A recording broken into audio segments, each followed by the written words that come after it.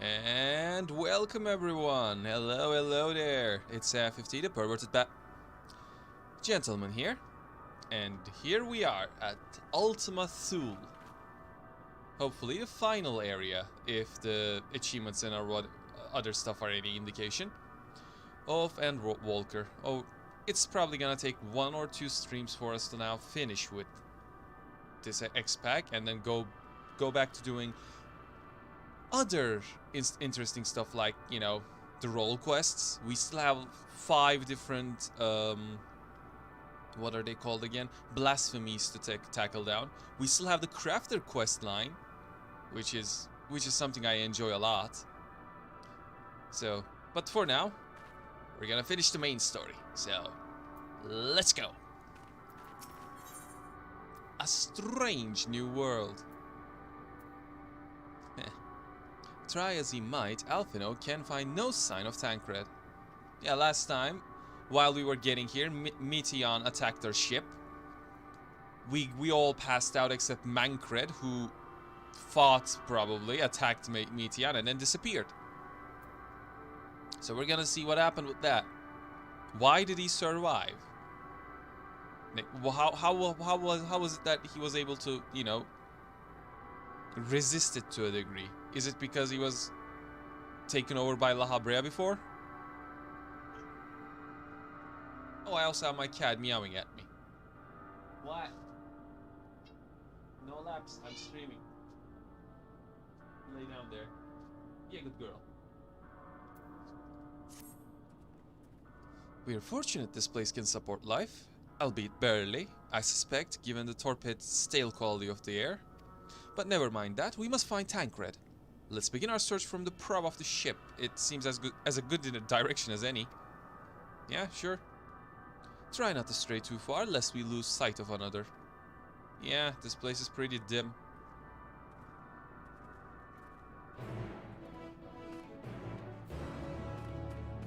Let's see.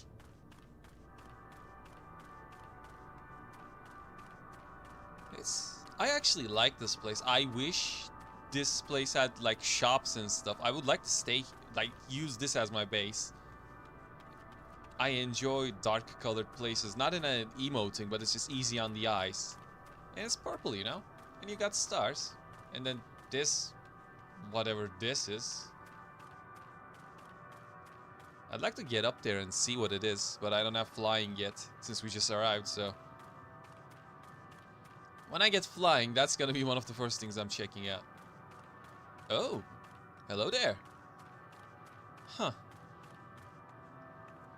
A dragon statue.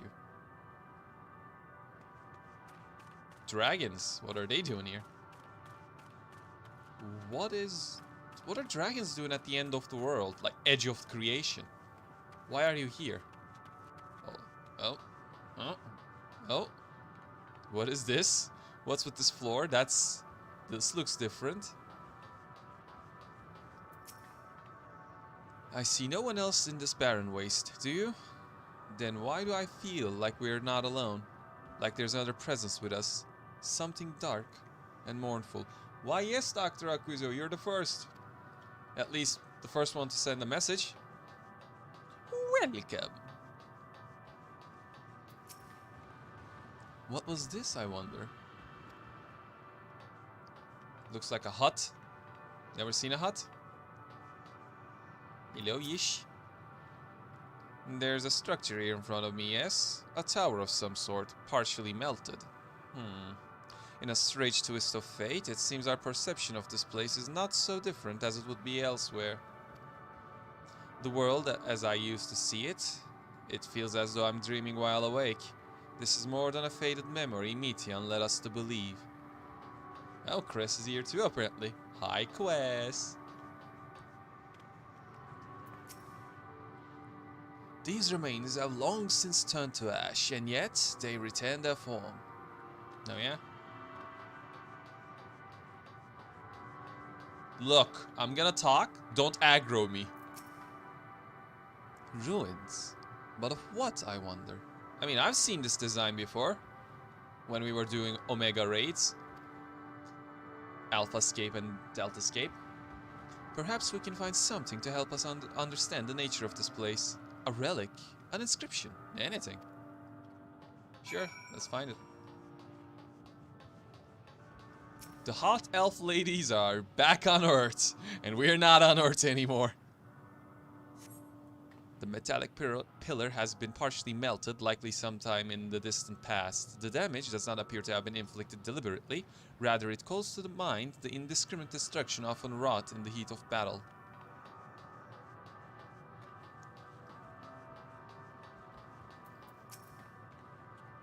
Look here, this part is relatively intact. The intricate design of the top suggests it is man-made. No shit! Though its builders were surely not men as we conceive of them. Having said that, I swear I have seen this pattern before.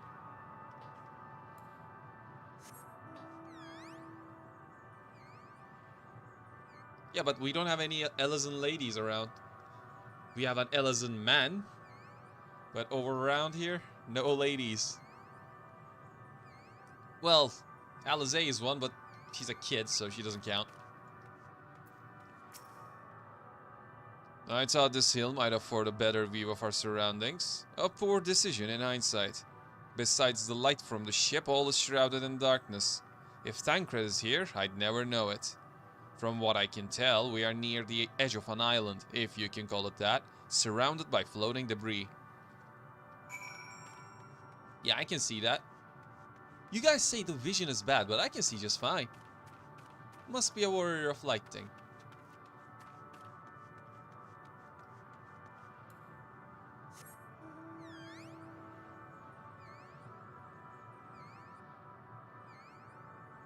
I like how I told my cat to behave and she just went to the edge of the room and just cuddled up there. She understands. She's a good girl. Were you able to find anything? No. As I feared, and still no trace of Thancred.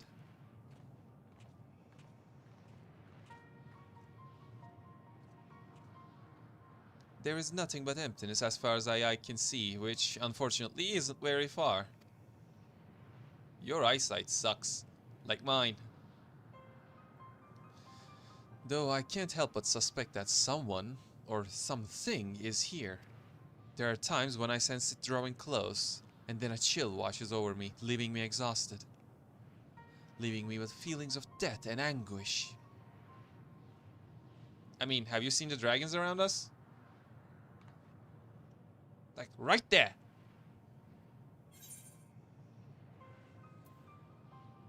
I think I might see something over there. You blind fucks.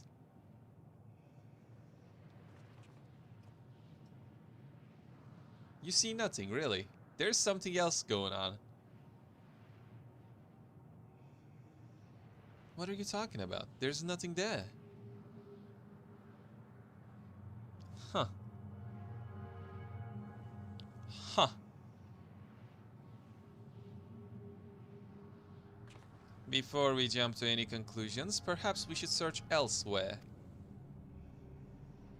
Agreed. We found only more questions when we are in desperate need of answers. There's a fair stretch of terrain from the ship's starboard we've yet to explore. Let us try searching there then. Let us. Estini, you're gonna say something. Is it that you can feel the dragons as an Azure Dragoon? Almia, a word before we join the others. You can't see it, but you can still sense it. Is that it?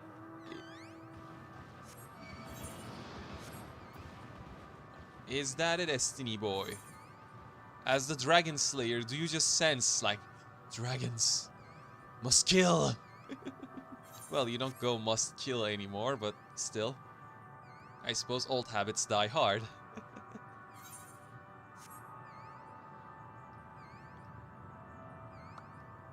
Man, I like this place so much. It's beautiful.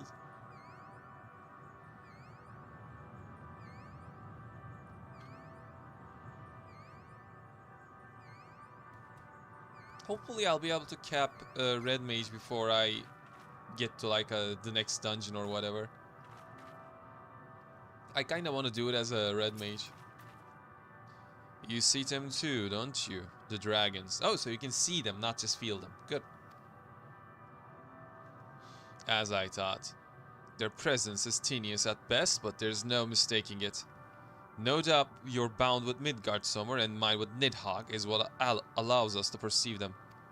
Could these apparitions be related to the dragons that now live on Etheris? Bah! Better to leave such conjecture to others. In any case, we must be careful. We may soon find dragons they can see as well. Death and anguish. What happened to them, I wonder? We'll find out, it seems. Because, if I remember right, and I don't even have to remember, I see it right there. There's an Ether right there. So there's a hub there. A hub means NPCs. And NPCs means lore. Sweet, sweet, tasty lore. To be honest, with the way Estinian screams at things, yeah, like the way he shouts at things, yeah, I'd believe that he's a Dragonborn. And technically he is. Like, all Ishgardians have a part of dragon blood in them.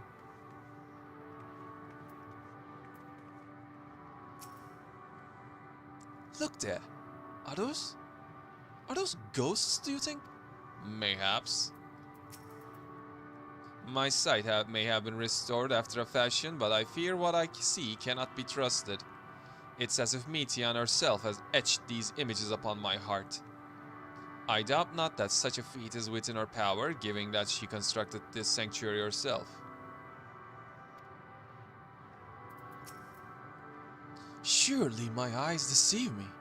This cannot be possible. Dragons. 'Tis true they are not of our world, but to find them in a prison of despair. It seems these dragons have yet to succumb completely to the darkness of this place, meaning the others should see them as well. Hello? Hello? Do you guys, by any chance, have blue eyes? So I can make a blue eyes white dragon joke.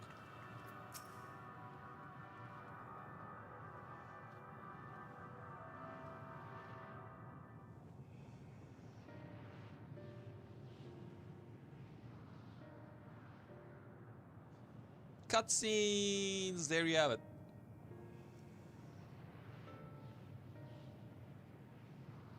Dragons? Here? Did I? Oh, I left my speakers on. I heard double and I'm like, what? What you see is a memory of a world that once was. A world suffering a slow death, whose denizens cried out for the release of oblivion. What? Their world is dead? I never told you guys about it? Like, I've learned about it. It is. Not a single life remains upon that husk floating in the vast emptiness. I don't know, probably 14, 16, something like that. These creatures are shadow and shade, perpetuated only to suffuse dynamis with their unending lamentations. Wow. So they're just edgelords. Our friend Thancred. Where is he? A strange question. He is at your side, is he not? Oh, shit. So... Huh. Does that mean he succumbed to despair as well? So we can't just see him like that? But we see the dragons. What happened to him? Oh, yes. He is here and there, and everywhere within this space. He would tell you himself if he had form to form words. Oh. Well, that got dark quick.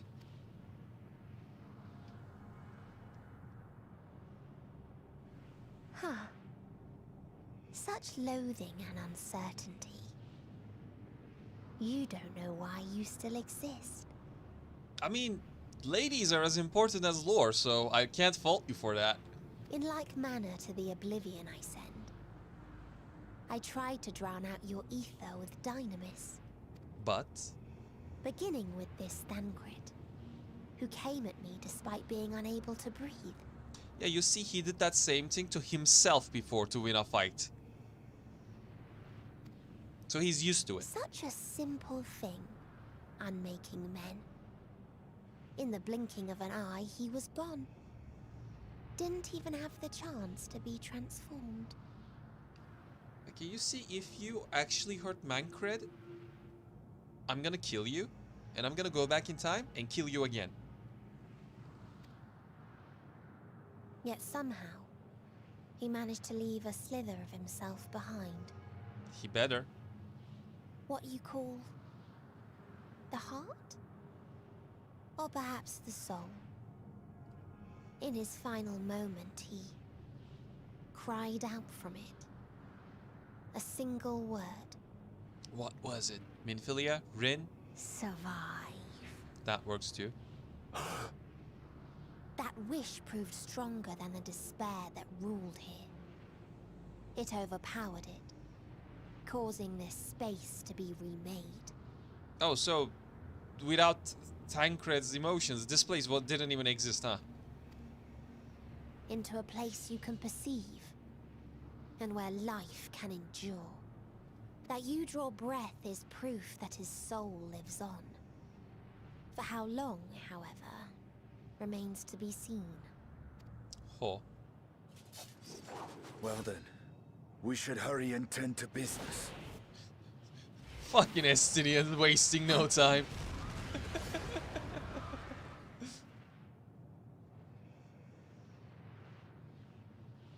It's futile. You will never reach the true me.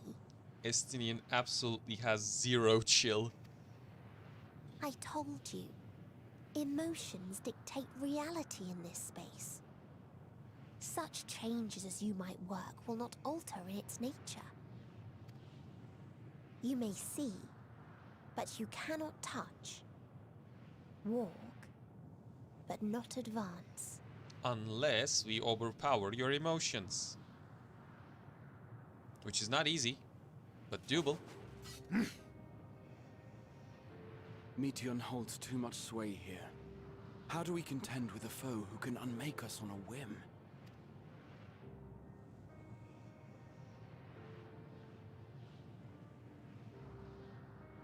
I do not know. But Thancred gave his life that we might come this far. We must press on. Agreed. We cannot turn tail here. Not without something to show for our comrade's sacrifice.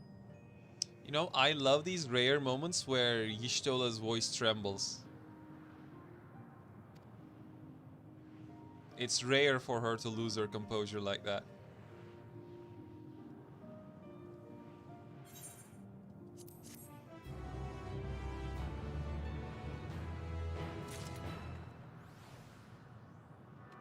All right.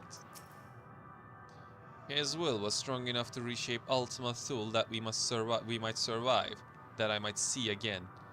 His sacrifice must not be wasted. So wait, you can actually see normally here. Huh. Well, I mean, makes sense. You'd be useless here if everything is dynamis and you can only see an ether. So that's an ass pull to close that plot hole, huh? I'm here for it. My aim was true. I had her. How are we to defeat an enemy we can't attack? We'll figure out a way. Unburdened wings. I like how they're just putting all these, like on the quest before, in a strange land. They also had the I think what, Omega sign, and now they have what? I don't remember this one. Was it Epsilon? And this is Ohm. Despite Meteion's words, Urianger cannot accept his comrade is gone. A soul without body, a form of being with which are not wholly unfamiliar. Indeed, for we existed in a similar state when residing in the first. The circumstances are rather more than dire than that, 'tis true, but I choose to believe he is not forever lost to us. Regardless, in sacrifice he had afforded us a chance to prevail. Let us not squander it and ascertain the nature of this realm that we might confront and defeat Meteion. Estinian, Almia, would you accompany me in speaking with these dragons? Mayhap they can enlighten us. I would ask rest of you to survey these surrounds. If there's a path that may lead us to our quarry, we must find it. Very well, we can reconvene here when everyone has finished. Meteion said these dragons are shadow and shade from a world whose denizens sought oblivion. As such, they are not like to be amenable to company, let alone conversation, so please, be careful. Like, I've just, walked up on a floor that looked like part of, Omega's Alpha and Delta scape. They're putting all this Alpha and Delta and other icons, symbols into quest names. We saw dragons. They're just going so hard on this whole Omega's creators, original dragons thing.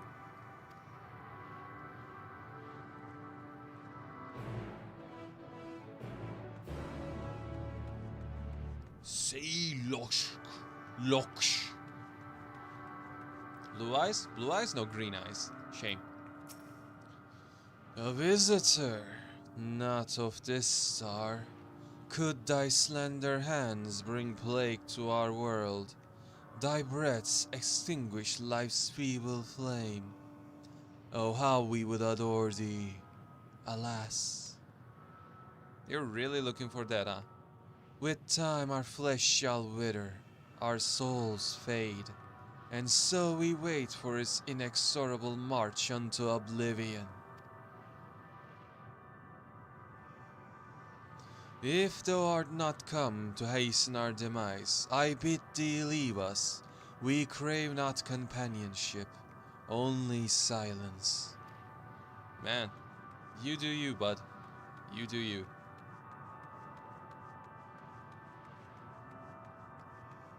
Okay, you know what? Where is he? Where the hell is he? Where is he?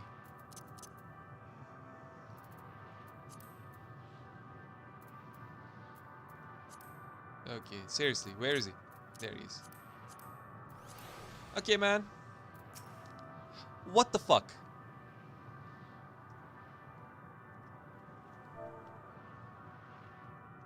Like, seriously. What the fuck? What is up with your kind?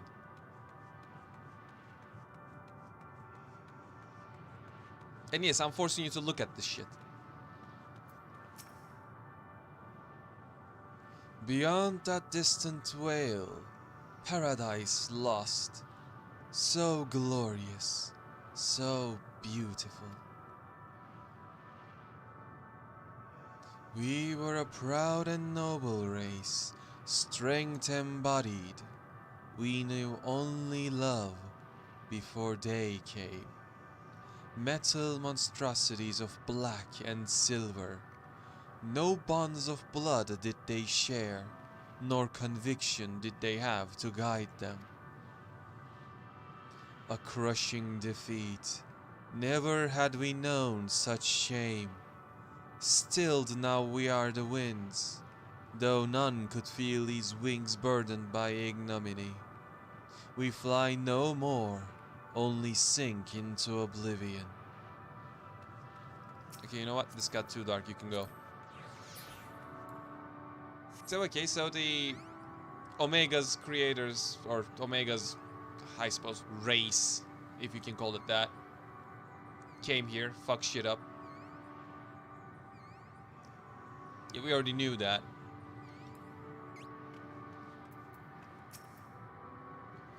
Thou wouldst bid me speak. Folly. I observe the lesson of stone. I shall not fly, nor speak, nor roar. Only watch and wait and end. Well, fine, die then. But one sight yet stirred my blood, tempted me to raise my voice in lamentation. Knoll, the cradle of unsung dragons. No words, no songs are possessed of the weight to describe such tragedy. Go, if that be thy will, I shall remain. Man.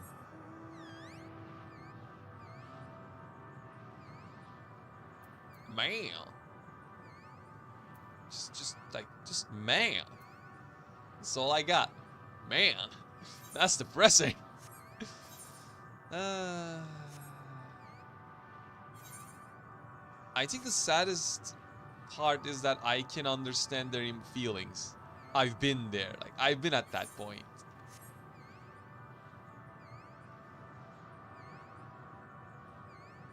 Like when I see them, I see myself. Well, old me. Oh, hey, nest. Ah, Noel. This is what causes you to want for lamentation, huh? They led you here as well, did they? It was described to me as the source of their woes and proof of their end. I think I'm beginning to see why. It's a hatching ground. Or was. I've seen similar on Eteris. Midgard Summer's kind must have once lived and thrived in a place such as this. But then, Ritra said his father was driven from their ancestral home by war and strife. This, then, is the fate of those who remained. Let's have a look around. Maybe these eggs have more to tell of what happened here. Shattered dragon egg. Gingerly lifting a large egg from the viscous mire, you peer inside and see a formless mass soaking in a pool of embryonic fluid. Your stomach turns as you return the egg to its resting place. I mean, we've seen worse. That shouldn't cause us to go, ugh. A murky liquid has pooled inside this eggshell. The noxious feature is indicative of contamination. Now, that could turn your stomach up. That's fine. Inside the shattered egg, you find the remains of an unborn dragon. The body has already begun to decompose. The gelatinous, half-dried membrane covering the corpse suggests it failed to emerge. Shame.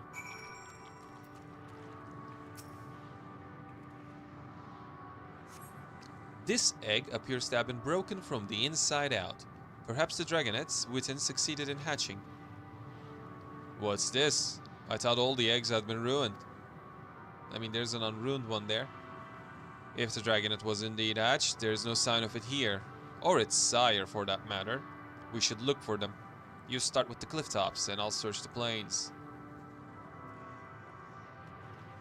Alright, let's find these. If they're still alive.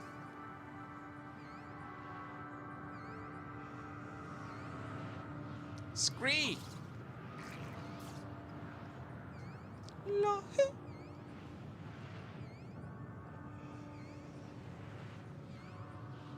said cliff top. Oh, there they are. There they are. Bereaved dragon. You are under attack.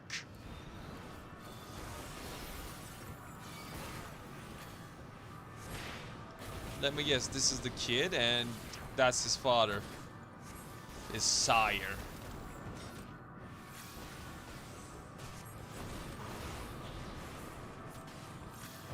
Man, you're tanky. For a little bitch dragon, you're tanky. Wow. Respect.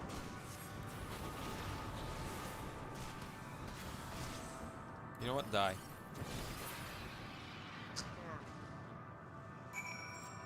Okay, what's up with you? I see what's up. It's a cutscene. A cutscene is up.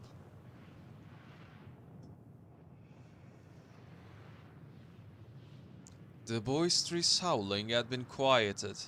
By thy hand, I presume. Hi. Everything alright? I thought I heard a dragon or something resembling one. I found the baby dragon and killed it. Ah, I see what's happened here. Was that your child? Perhaps. Some eggs within Amnol are indeed mine. If life within one did quicken, the beast thou hast slain may be of my blood. Yet I do not recognize it, twisted and malformed as it is. Not a dragon in truth, but a reminder of our failure, a testament to our shame. Explain.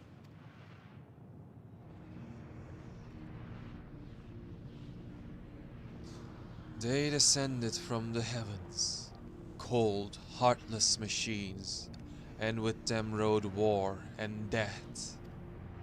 With fire and fury, rage and rancor we gave answer. 'Twas a long and bloody battle, but only the beginning. Untold this chaos and destruction swept over the star. In the end, the invaders were victorious. Yet when they looked upon their prize, they deemed it unfit for requisition.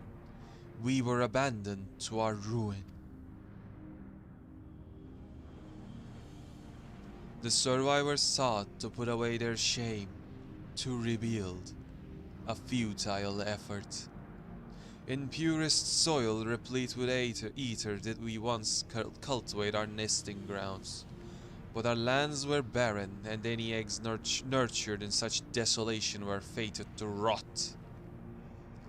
What few survived to hatch emerge as abominations. We shall have no new progeny.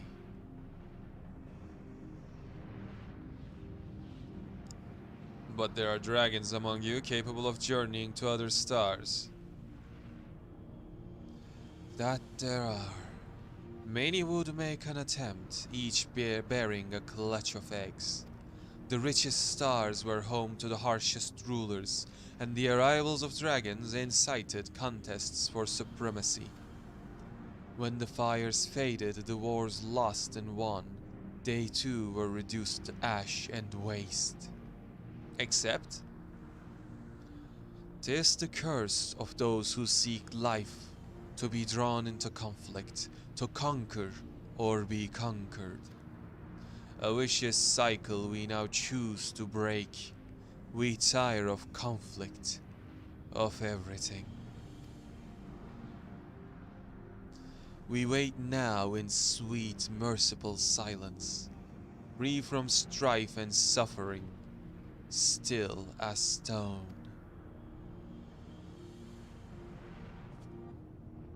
Wait. You claim your kind is doomed, but there's another star.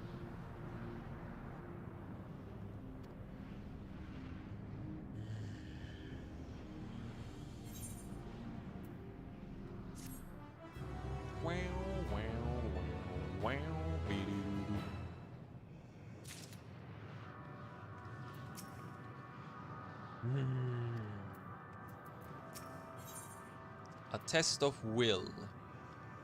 Again with the text having one of those signs. The bereaved dragon has fallen silent, leaving Estinian to sigh with frustration. They want only to brood in silence, to be left alone with their grief until time itself comes to an end.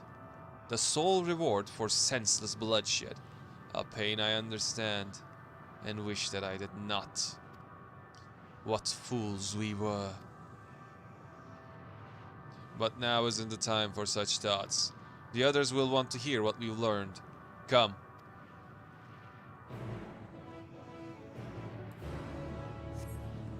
Bye. I hope you get over it.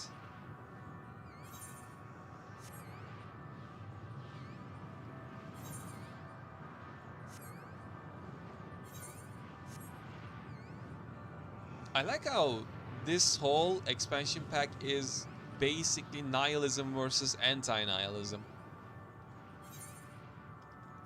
I just love that. Life is meaningless, there's only suffering, so we're just gonna Alt F4 life. And then the other side is, life is meaningless, there's only suffering, but hey, at least you get to meet people and have fun.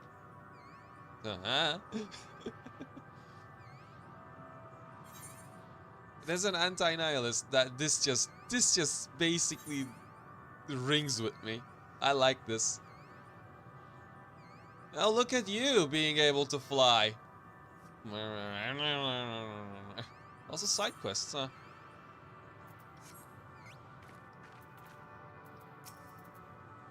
With luck, they've learned something to help us devise a plan of action. I chanced to gain audience with several dragons already returned, though I expect their tales are much the same as those you heard. I like how they're just not standing there, but actually, you know, chatting and whatnot. Good to see you made it back in one piece. The more I see of this place, the more bewildering it becomes. Did your exploration prove eventful? Converse with any dragons? We would hear what the dragons had to share with you, even if it's no different from what they told Urianger, it would have value. Were you able to establish any meaningful contact with the dragons? Well, yes and no. We established contact, not sure if it was meaningful. I see. They wish to escape what they perceive to be a cycle of conflict.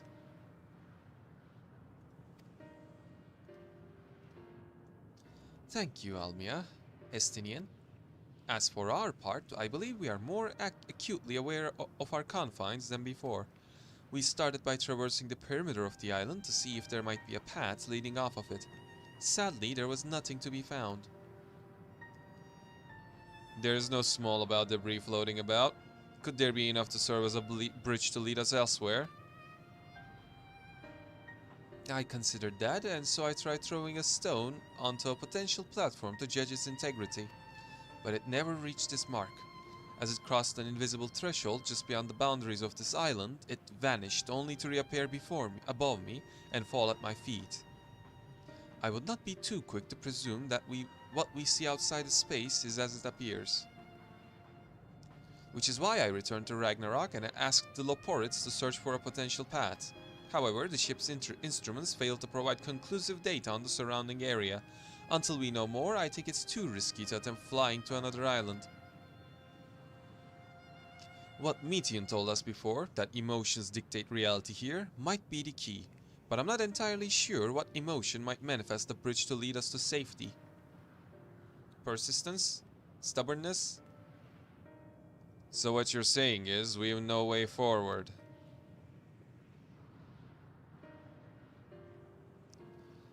At present, if it's indeed emotion that governs this island, perhaps it is not Meteions, but the dragons that hold us here. They tire of conflict and have chosen a path of oblivion to escape it. Or rather, they have chosen no path at all, meaning there is no way for the dragons or anyone on this island to advance. A sound theory, disheartening though it may be, so we just gotta give them hope back? Have some, like, light some fire under them? If that's the case, what recourse do we have? They are not like to be persuaded to help us. Their reasoning is built on a history of turmoil and strife. Without irrefutable proof, the future is not as bleak as they believe it to be. Alright, let me share my memories, show them Midgårdsummer, show how the kids are alive. Mayhap persuasion is not the answer. Why? Just Meteion meant to unmake us then and there on Ragnarok, and she would have succeeded if not for Thancred's determination. She conceded it was strong enough to overpower the despair that otherwise rules Ultima-Thule, and reshape it to a degree. Perhaps it can be done again in like a manner, by overpowering the prevailing emotions. It was Ultima-Thule's architect, Meteion herself, against whom Thancred did pit himself in a clash of wills. Though I marked no leader among them, as such, I did chance to encounter a dragon possessed of despair far more potent than most. Potent enough, mayhap, to dictate the course for others, and thus their domain to follow. He spoke but a few words, carefully chosen, their tone and timbre alone threatening to rend my heart in twain. Challenging his desire to remain may allow us to alter the island upon which we stand. Alas, I fear my vaunted rhetoric availed me not against his calcifying heart, but mayhap one of you will fare better. Let me at him. Then I shall guide thee. All End, they call him, in the dragon tongue. Thou wilt find him nearby, eyes fixed upon the water. All End, huh? Well, what we have to lose? Let's get going. I kind of want to do the side quests, though. I do need the experience for Red Mage.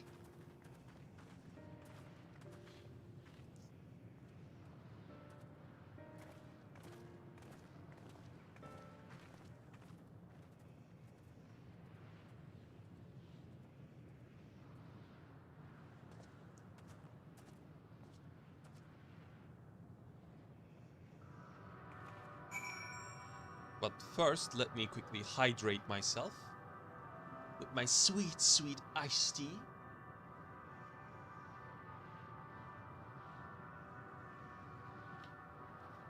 Ah. Stay hydrated. Alright, let me take the side quests and I'll do them on my way, if they are on my way. Nesh-or. Nesh-or has something to ask you. Really? Huh. Come closer, little one. I must ask thee. Did a pitiable dragonette meet its end at thy hand? Yeah. Though I cannot find it in my heart to thank thee, nor shall I admonish thee. The young one would have suffered every living moment, as do we all, though some torments are more easily borne. If thou wouldst prevent further needless suffering, pray seek my Sheltkin at the shallow lake. He hath wallowed overlong in hatred beyond healing. You want me to just euthanize him then? Because that's I think that's what's gonna happen. Yeah, lie in wait at the designated location and defeat the father of armored dragons. Just casually euthanize your friend, sure. The sound of fear. The overwrought dragon can no longer find it in himself to relax. Hark! The grinding and shuddering of steel bodies. The metal it cometh. Thou hearest not? Mayhaps thy species hath not the sensitivity. Yet the machines come nevertheless. Seek a vantage from which even thou mayst witness their dread approach. Then hearken unto my words, and flee. It is definitely not in my path.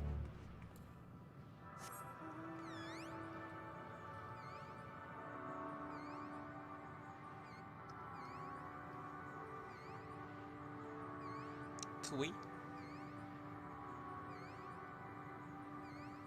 It seems like this area is going to be a slow burn. Like things are progressing quite slowly.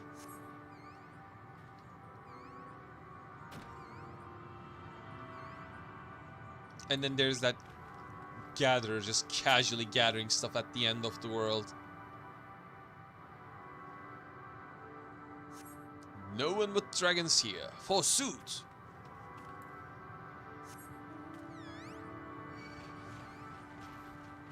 How about you fuck off? How about you go away?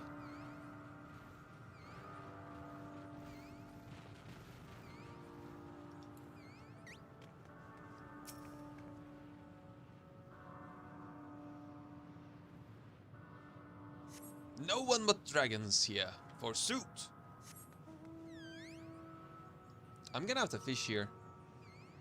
What kind of dreaded, unholy things I'll get from here, I wonder.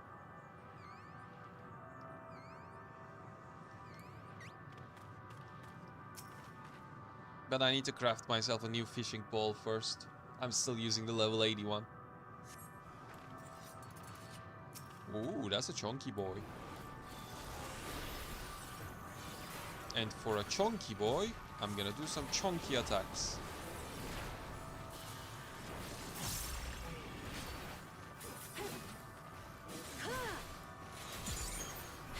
Bakoom! And then another. Wow, you still live. Not for long. I euthanized your friend. Alright, all end, let's see. What does we say?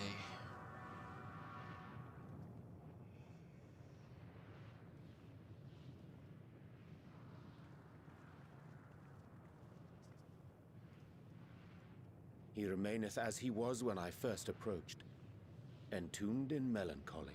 What a drama queen. I see. Perhaps I could... I'll handle this. It's like, listen here, you little shit. So, waiting to die like all the others, are you?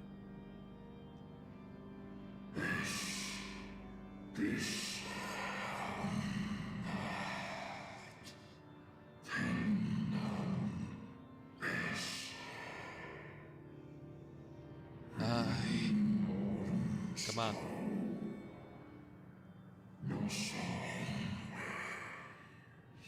You done? Can I start translating? Thank you. Aye, our pride is crushed and our souls corrupted. The winds are stilled and heavens offer no comfort.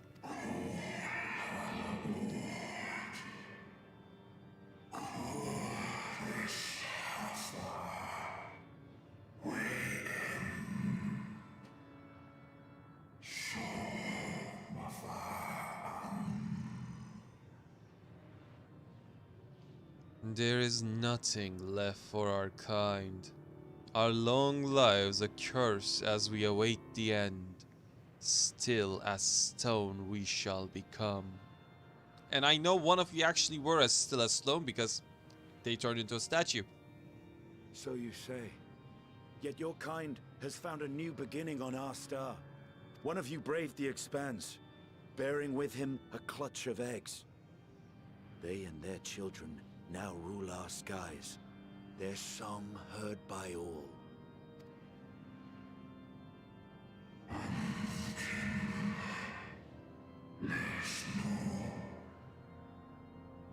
Our kin on another star?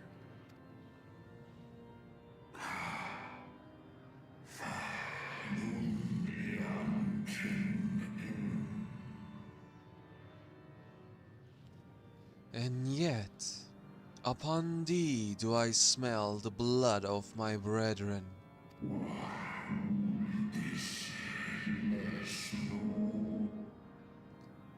Were they drawn into discord and war on their new home? Nah, I don't think Aetheris has discord yet. They were. Like, they don't even have computers. They suffered much, and repaid their suffering in kind. And I'm pretty sure if they had, they'd be using Skype still.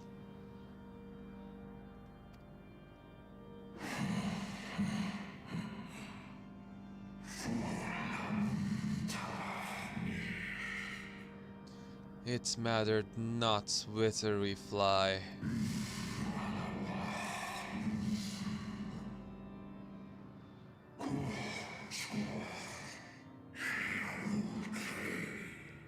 Ever will a sanguine ocean await us. Ever will retribution's wheel turn.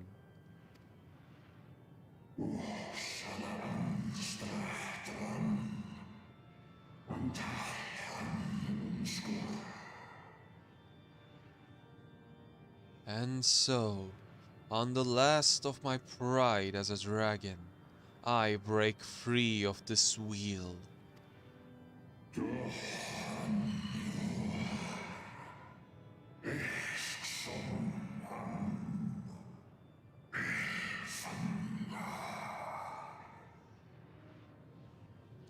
I renounce conflict. Exile myself from the other, never again to be touched by the flames of hatred.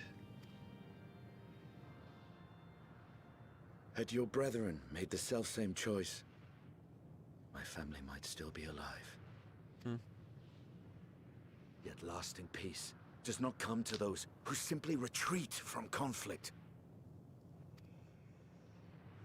No, you must be willing to confront it. To stare into the face of your foe and see yourself in him. Ey, XIV kicking. Only then can you break the cycle of torment and tragedy. This lesson, a dear friend taught me at the risk of his life. There is no nobility in your penance. You wallow in self-pity. And after everything we've endured, we will not let you stop us.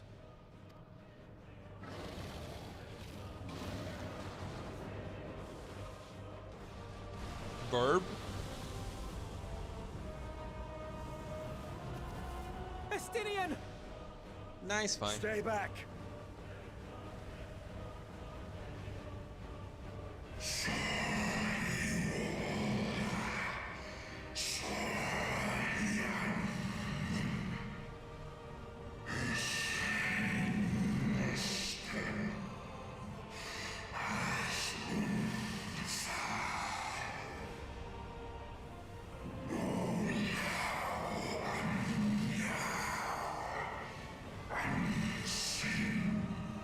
Okay, Dragon, shut up. I want to listen to Ishgard's theme.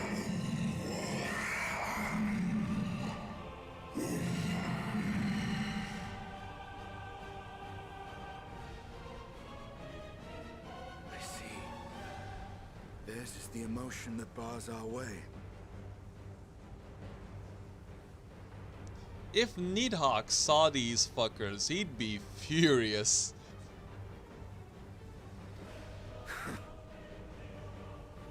The rest is up to you.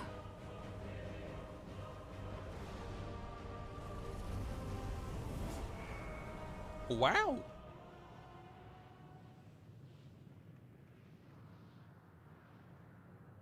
No! Not Estinian too!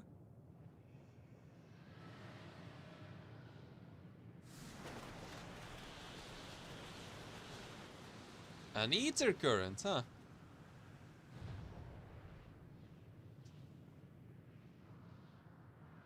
There's a wind. So is this how it's going to be? Am I gonna keep losing party members as we go along? Is that how it's going to be? Because them, like, KO'd or dying every 2 minutes is just gonna diminish the effect.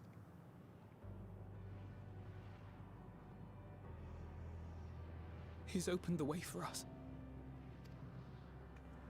Sacrificed himself to remake this place, like Thancred did. Oh, Alphino.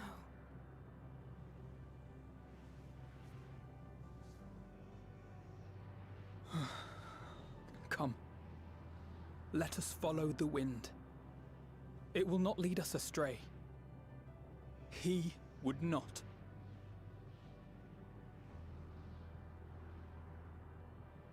I mean, we knew this was gonna happen. Ever since they, like, there was a point in the game where almost every NPC said, protect your friends, protect your friends. They're in danger because of your storm. Protect your friends, protect your friends. Like, yeah, either they're gonna die or I'm gonna die. Like, that's what you set up. That's the flag. So I'm not surprised.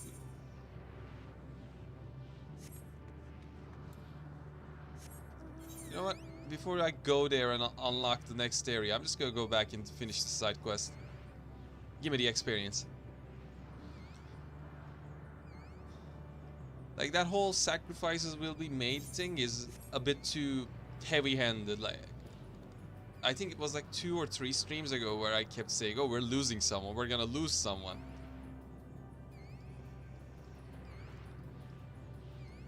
I just hope they also pull the same anime bullshit and let me bring them back with the power of dynamous emotion.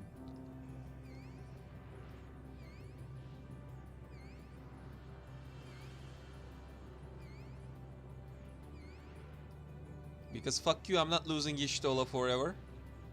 Or Estinian, or Urianger, or Thancred. The others can die.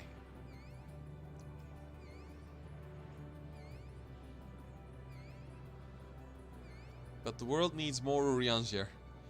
Always.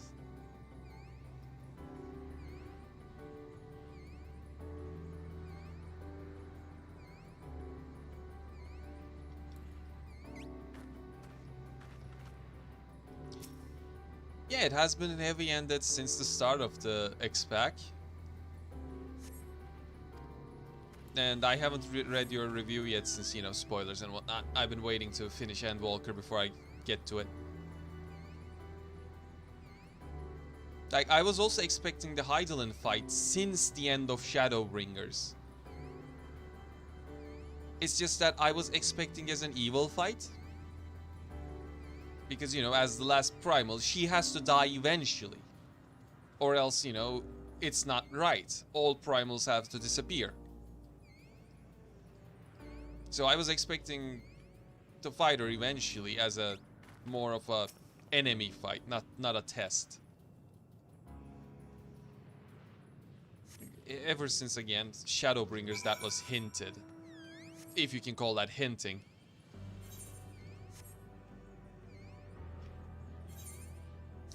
It was like, Zodiark and Hydaelyn are primals. Oh yeah? Well, we fought every primal so far. I guess we're fighting Hydaelyn eventually. And lo and behold.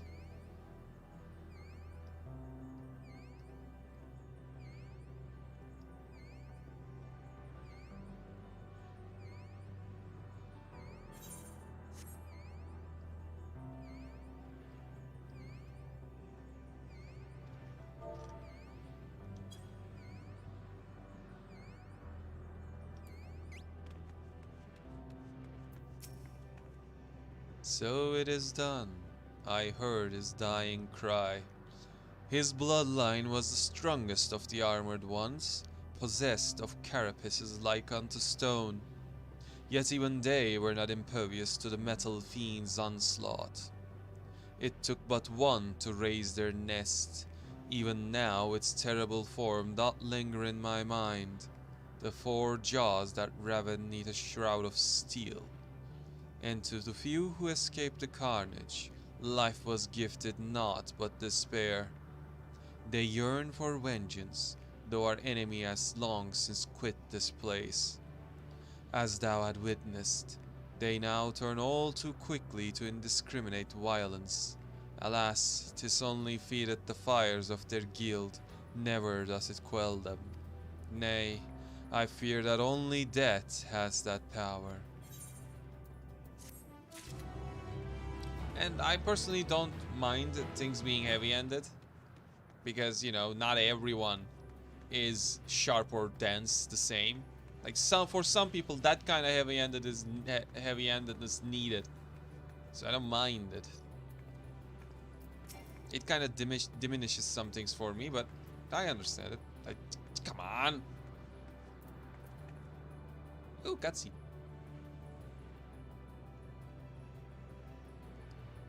Thou art returned.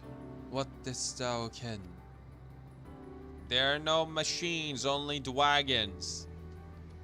Not but dragons. Verily. Perhaps thou speakest in sooth.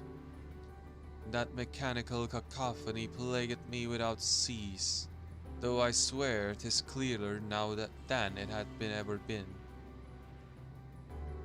Should this be naught but mine own fears, returned fiercer with each coming, I know not how to quit myself of them. Find strength in your comrades and together overcome yours. What comrades? You must embrace your fear to truly understand it. Yes, you should fear nothing as I do. That's a doubt. It's the second one. Second one is the only sensible sentence here. You must embrace your fear to truly understand it. Don't be afraid of being afraid. That's the trick. Fear is normal, it happens. Thou art strong. Had my kin sought what thou hast found, perhaps our star would have met a different fate.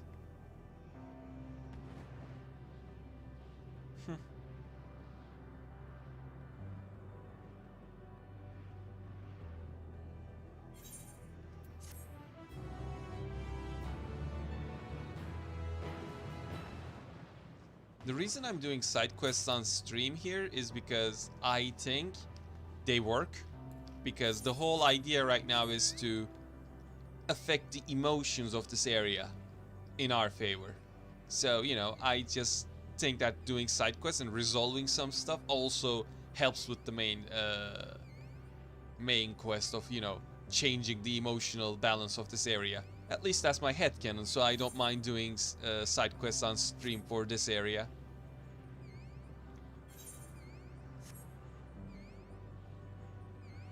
Hi. Bye.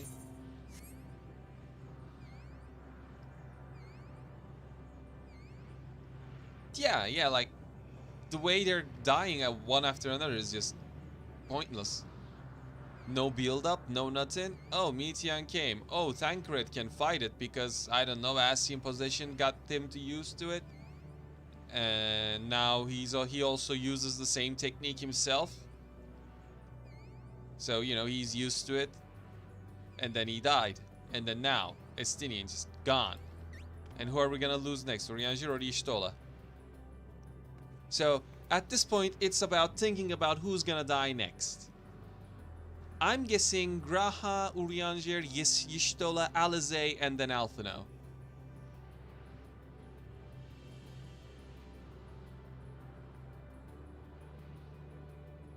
We shall see. The wind has stayed the fog that covered this island, and the air, it no longer feels quite so stifling.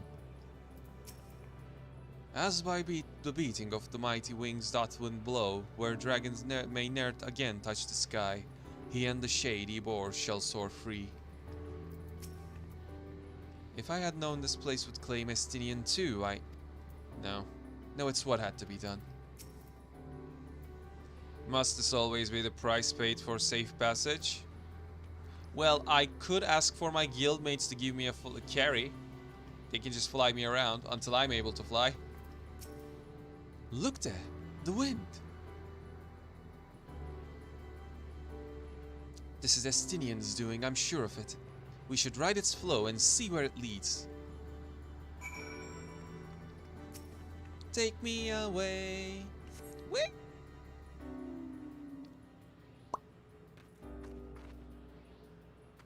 Okay. I'm supposed to wait, huh? A powerful gale has delivered you to another island.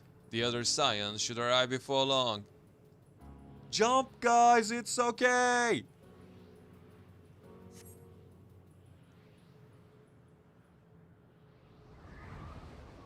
I mean, even streamers wouldn't react to it. It just happens so suddenly. It's like, oh, hey, he's dead. Well, he's gone. Never dead until you see the a corpse. Rules of storytelling and whatever. He did it. He found a way forward for us.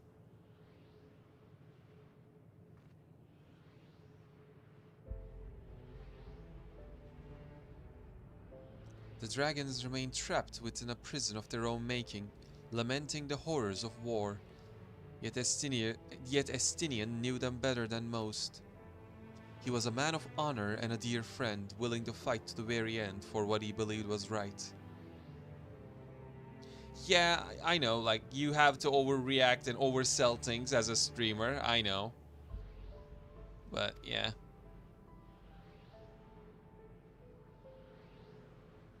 And that's probably one of the reasons why I won't be as popular, because I'm not... Yeah, it doesn't me. It's not me. And he's still fighting Alphino, just like Thancred. Their sacrifices are why we can survive here, why we still have a chance to stop her. Even in spirit, they are unwilling to give in to despair, and we mustn't either.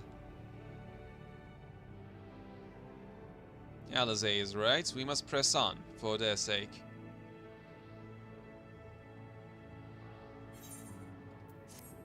Dun, dun, dun, dun, dun, dee, doo, doo, doo.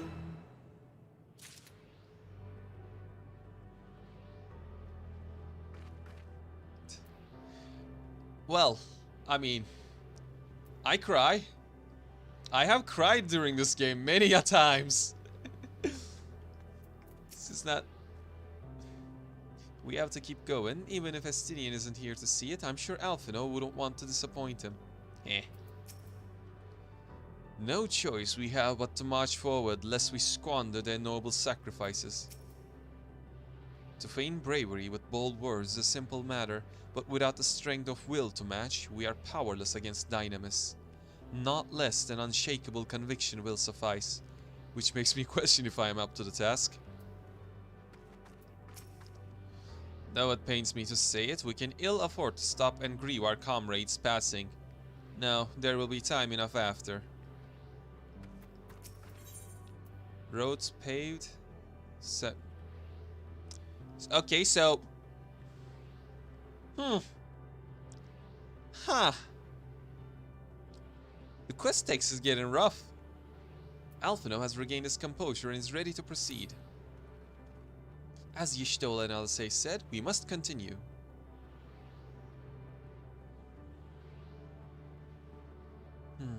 Notice the change in our surroundings? Perhaps this is the memory of an altogether different world. It would be prudent to learn more of it then.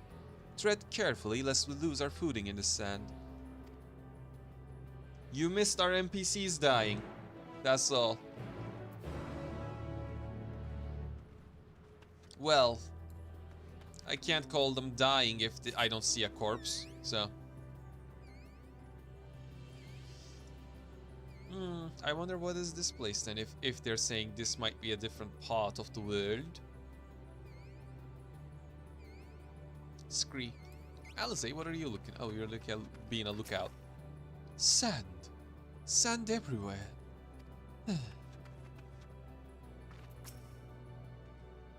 We lost Bestinian. If not for the light emitted by these glyphs, I might well have overlooked this monolith. Another seemingly barren world.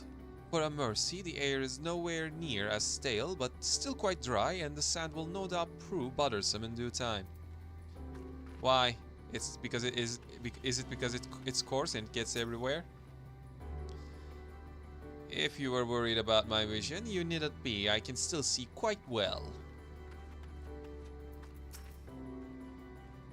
Were it not for the violet crystal embedded in its surface, it would appear as ordinary stone. A curious script had been etched upon them. Alas, it is not a language with which I am familiar. I cannot say I recognize it either. Nor I. The dragons, from what I recall, preserve their knowledge in song and eschew the written world entirely, so we may assume this is the work of another race, one we have yet to encounter. Mitian claimed the dragons would suffer the world suffered a slow death, seeking release of oblivion. What life we find here, like as not, doth wend its way towards a similar end. What do you suppose that is over there? The tower? I'm not sure. It's hard to make out at this distance, but its surface seems to bear the same crystals as this monument. Meaning, there's a chance we may find whoever built them both. We should go and have a look. Come on. Is it? Is it? Nah, it would be elegance. If it was elegance, they would have noticed it. We have this tentacle monster, though. Other one.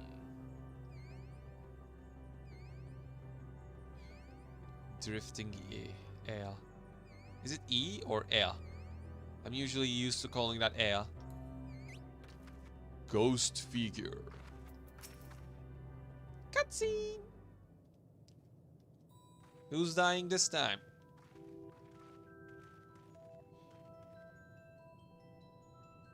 Hail, travelers. This is a most unexpected occurrence. Uh, hello there. Is this your home? Indeed it is. Ah, forgive me, I had forgotten. An exchange of introductions is expected when first meeting those with whom one is unacquainted.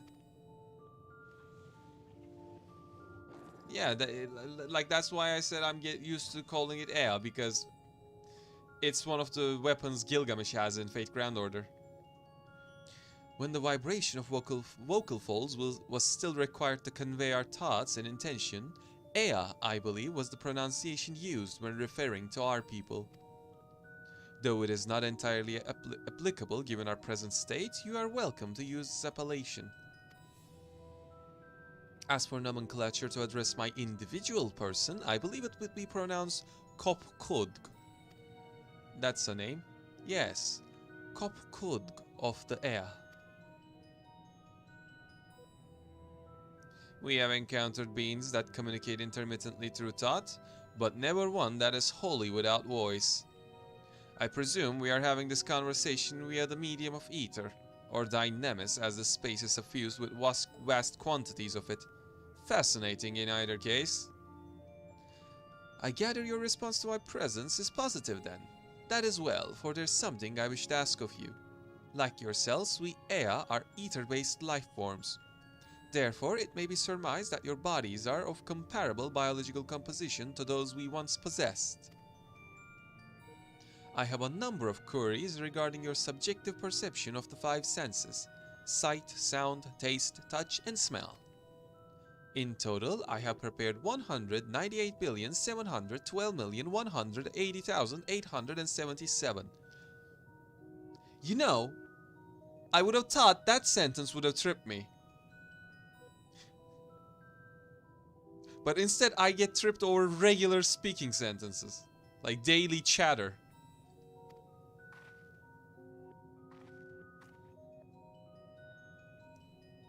That is rather a lot, isn't it? Ah, my apologies. I have omitted a great many details necessary to understand the nature of my request.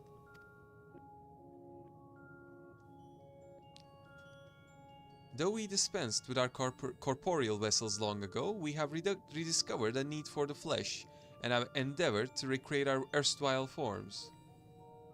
Oh, did I? Well, I didn't stutter, is what I'm saying.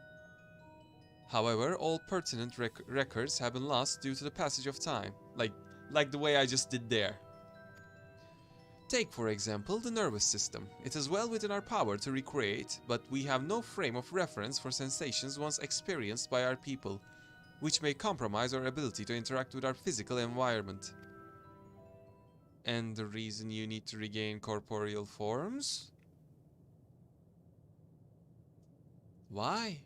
To bring an end to our existence, of course. This man is, well, this thing is the epitome of, I have several questions. How many? Well, 72,800,000,000. Though need is perhaps too strong a word. It would be a simple matter to unmake ourselves through use of etheric exsanguinators. But such a death seems inadequate. The traditionalists among us believe proper death requires an inescapable sense of impermanence in one's final moments, an experience found only with bodies of flesh.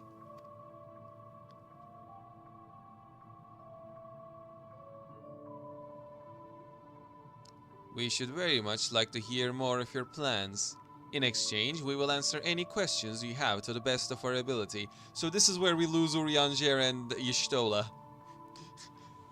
They're lost to giving information. Okay, what? Such an exchange of information would indeed prove useful.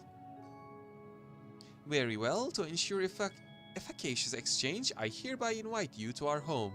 Yes, the abode of Ea, where we traditionalists prepare for our demise.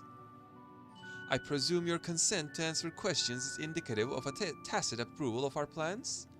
in which case your cooperation is greatly appreciated. Like, it's either Gratia, Y'shtola, or Urianger. This one of the smarts is gonna get disassembled into information for them. I must caution you, however, to be mindful of the Ea wandering the desert.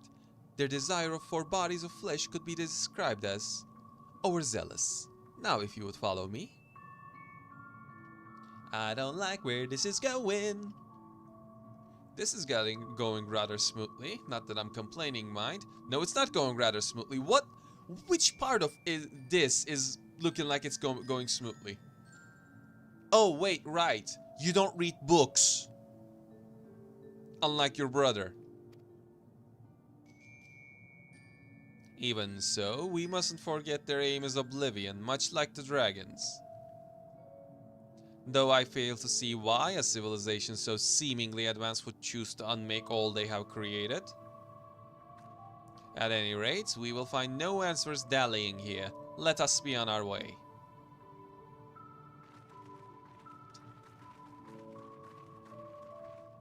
Look, you've seen enough that you should go, this is going well. Too well. But no.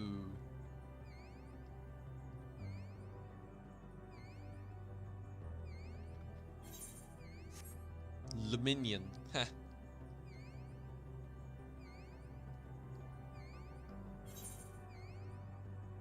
Dead inside. Jeez.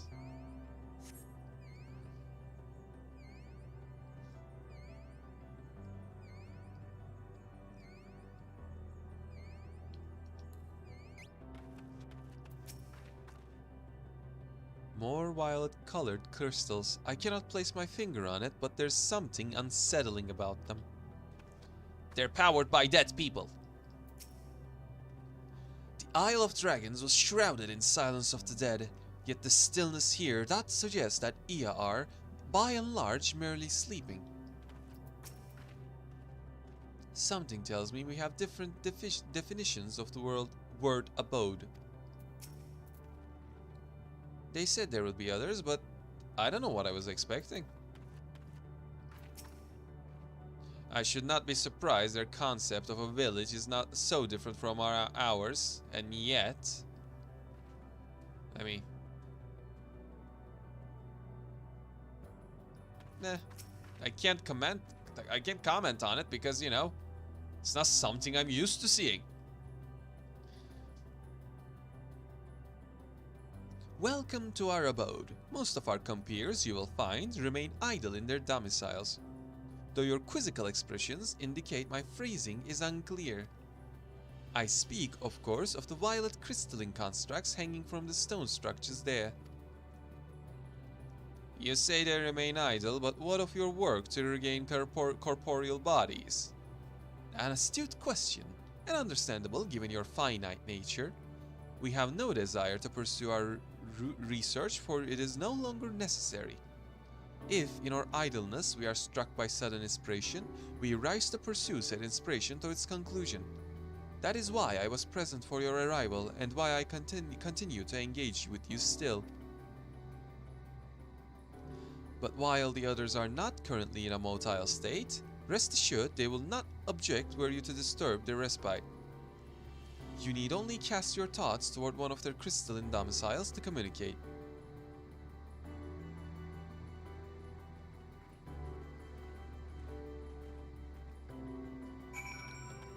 So they are basically the personification of something that I'm not interested. I sleep. Something I'm I'm interested in. Real shit. They are a walking, living meme. God damn it. Of course they're depressed. Of course they wanna die. They're a fucking meme.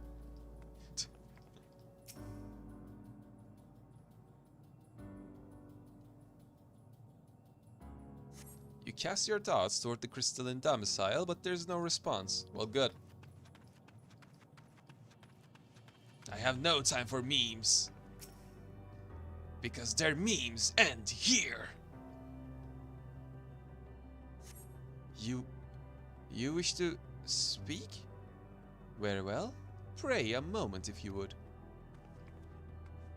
I need to put on my pants.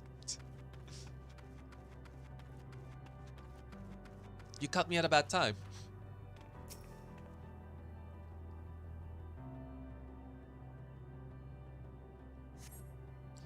Why we seek our end, you ask? If you wish to know, I will tell you. Just a moment, I must remember. What form did I take when I last emerged? I don't know, hot elf babe? Just, you know, looking out for Aku here.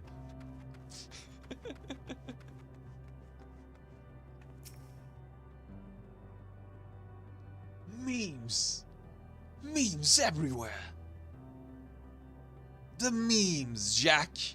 DNA of the soul! Strange moaning comes and goes, but soon fades into silence. Stop fapping in there! Jeez. Is this water? Yes, it is. That means I can fish there. I shall keep that in mind.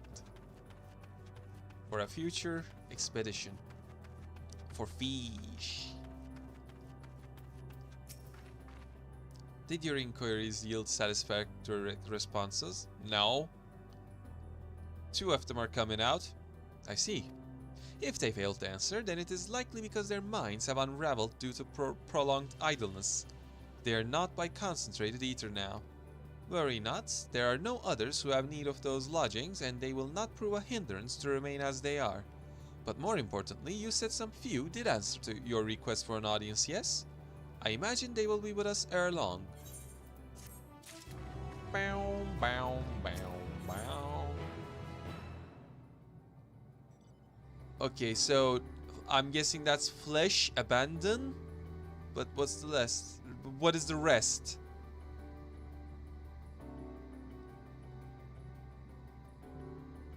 Abandoned. There we go.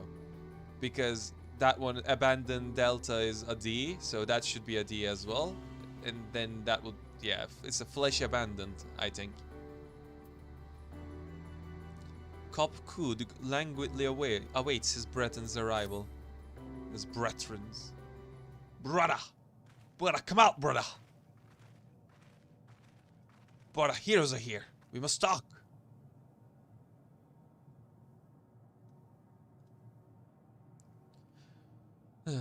I had no luck, but everyone else fared well enough. Quite a few Ea have awakened. Ah, there they are. So what, are they ancient Sumerian? Is that what they're going for? May I introduce you to Lahlak, Devdik, and Nehnid. What is this Lalafal-like naming scheme? It has been too long, Copcood. I dare say Saturn IV has since completed an orbit. Indeed, until the travelers brought it to my attention, I hadn't noticed how unraveled some had become. Travelers? Ah, of course, of course. The ones who wish to know why we seek to regain corporeal forms. The truth of the matter is plain to see as the neighboring systems, but my single account would fail to satisfy the requirement of scientific objectivity. Thus did I bid them to awaken you. Every time we have these kind of fucking out of the left field weird Urianger levels of sentences, I say them just fine, but every other simple thing I fail at. Am I the only one who struggles to tell who is speaking? Nay, thou art not. In the absence of corporeal forms and the divergence they afford, mayhap such similarity in voice is unavoidable. By the way, Cupcode, have you already observed the requisite custom for the travelers? That which one is expected to do when receiving guests. A matter of proper form.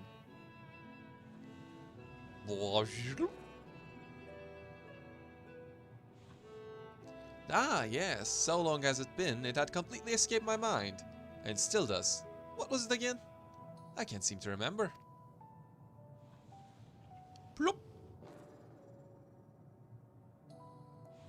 Neither do I. Pity. I was hoping you would. Perhaps we can search the archives for the answer. Since Grahatia said he has issues separating for, who's saying what, I'm giving them all the same voice. Come now, Netnect. The archives have long been frozen, lest we subject ourselves to further dollar. Surely you recall that much. Ah, of course, food. The custom to serve food.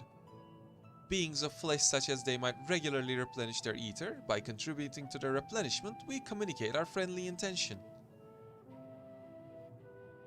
That's right, that's right!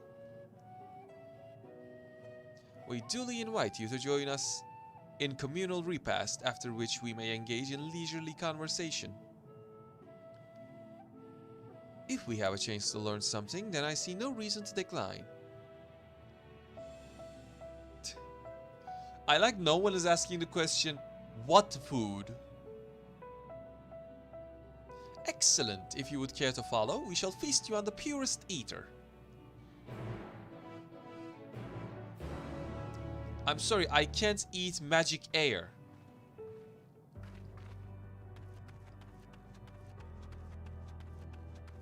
Okay, what the hell? What the hell?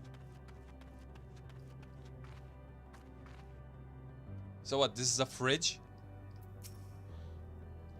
This facility is where we replenish our eater. There is no particular name for it, but we traditionalists sometimes use the word restaurant. Huh. Now then, if you would take your place with your comrades, the space will soon be awash with purest ether. Please absorb as much as you like.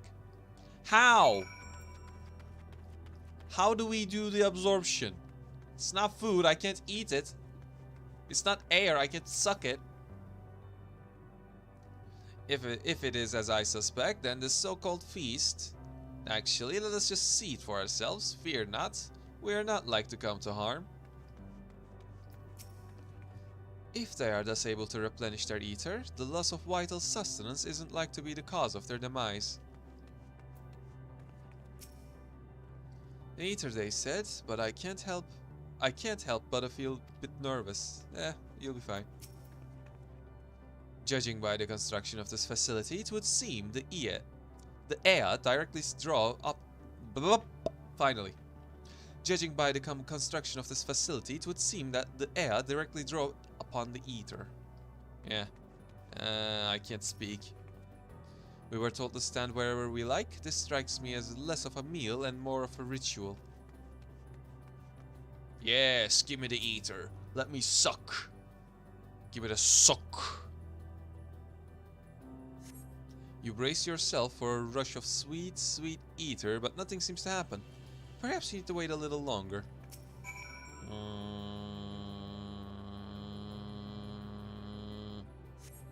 You brace yourself again, but again, nothing seems to happen. Just as I suspected, as meticulously as one might recreate the Ea's home world, this is Ultima-tum. One cannot simply generate ether here. As recreations, our friends are oblivious to this fact, to the very truth of their existence, much like the phantoms of the recreated Amarat. However appearances may seem, we must ever be mindful that it is the memories of the dead with whom we deal.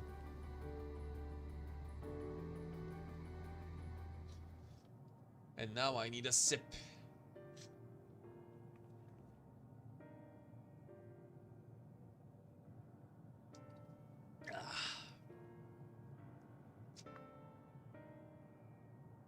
Oh yes, I did. So, did you have your fill of ether? I did. Ether in the form of iced tea. Alas, we couldn't absorb it. A deficiency in our forms, it would seem. Oh, how very unfortunate. May I ask how you normally replenish your ether? We eat. We consume the flesh of others. Through your mouths, you say? How very primitive and quaint. To think that their mouths serve not only to expel sound, but draw in sustenance besides. Such life forms have long since vanished from our systems.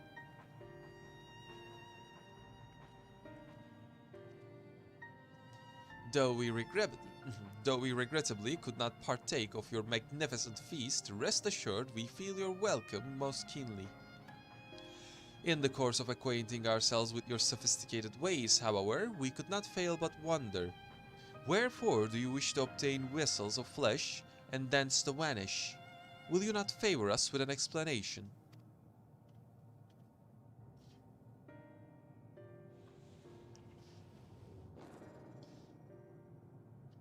You flesh and blood beings are always so hasty. It does have its charm, however. Very well, we shall indulge you. In the beginning, when the Ea had yet possessed corporeal bodies, our ancestors dedicated themselves to the pursuit of knowledge and technological advancement.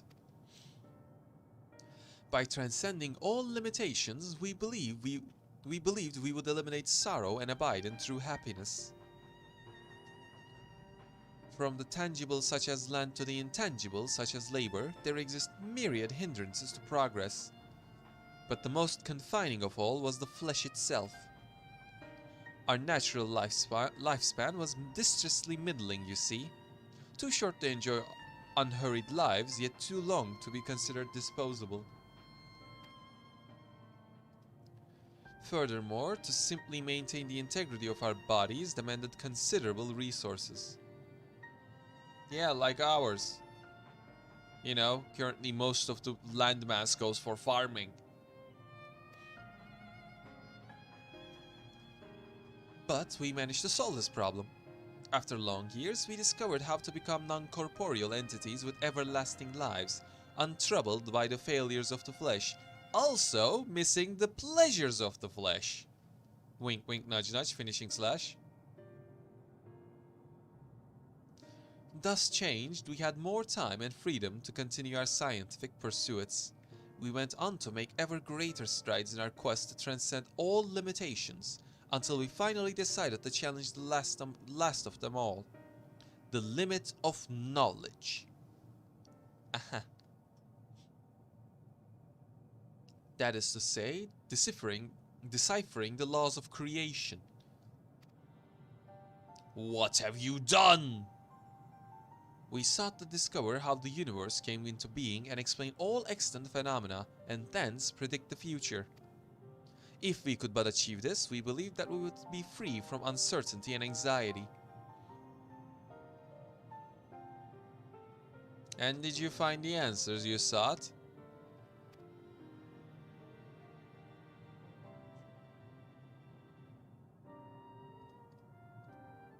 Yes, we did. Our efforts revealed to us a fundamental truth. We fucked up! Knowledge of said truth is essential for the continuation of our conversation. If you would learn more, we will share it with you.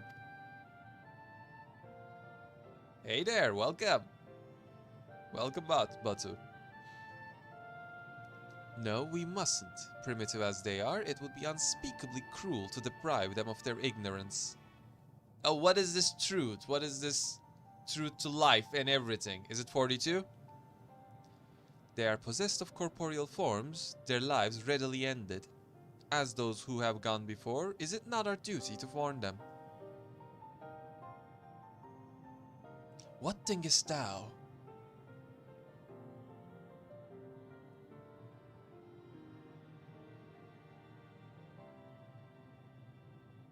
She's thinking. We have deliberated and come to a consensus. If you are resolved to know it, we will disclose to you the truth we discovered, the truth of the universe. Seek us at the stone pillars just outside the bounds of the abode, a place called Elegia. Alright, let's see this truth. Hey, welcome again. Finally found your way around, huh? Like a master, Y'shtola seeketh the truth of creation. How will the truth of Ea, who uncovered all only to desire the end, fall upon her ears? That shall be fine. To define the laws of creation would have been no small feat even for the Ea. Nay, having eternal life and hence no sense of haste, would have only made it harder. Such tremendous drive for knowledge they once must have had, and I struggle to reconcile it with the listless being before us. Whatever answers they found, it did not bring them happiness. You may be intimately familiar with the problem, know it like the back of your hand, yet be powerless to solve it. In the course of my struggles, I've often been made keenly aware of this fact. I wonder, have the Eav never felt the same frustration? 'Tis true that a lack of knowledge can beget fear, therefore in theory, by acquiring all knowledge, it may be possible to attain peace. But as Heidelin told us, all those peoples who attempt to free their worlds from life's woes met with failure. And the Ea are among them, as their presence here attests. The tale we are about to hear will not be a happy one. Also, I forgot to do this. A fundamental truth. We will hear it, of course. Let us learn what has led such an enlightened people to this indolent end.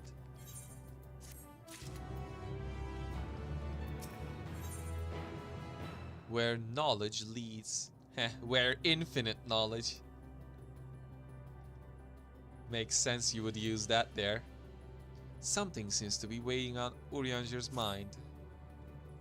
Ere we join the Ea, there's one trifling matter I would fain investigate. Almia, Grahatia, might I trouble you for your assistance? But of course. My thanks. We shall head outside the abode if you would kindly follow me. I know not what mischief you're plotting, Urianger, but I trust you have our best interests at heart. The rest of us shall go on ahead to Elegia. Lest you worry, we won't start without you. Thank you, milady. Milady? What are you planning now, Urianger? Urianger?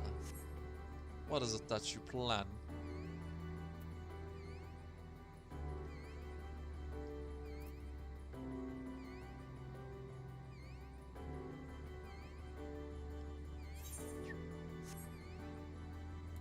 Scream!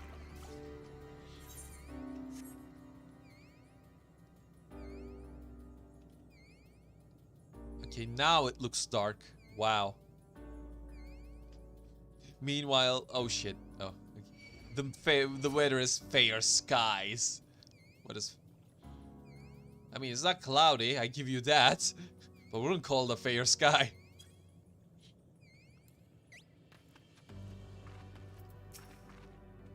A spring, and a sizable one at that. I hadn't noticed it amidst the dunes. Huh.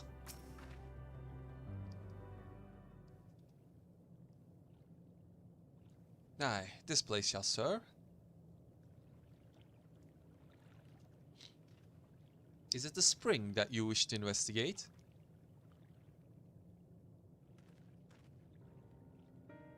Pray forgive me, my friends, but there's not to investigate.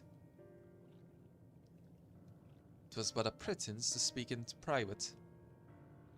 Yeah, son. You have our undivided attention. All that I have and more.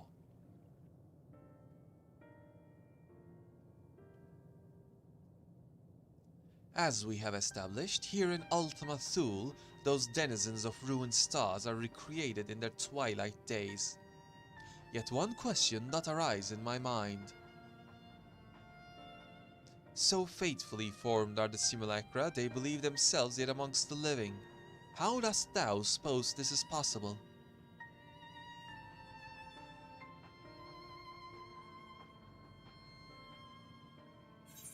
Metian has taken their hearts unto herself. Metian made contact with them while they still lived. Well.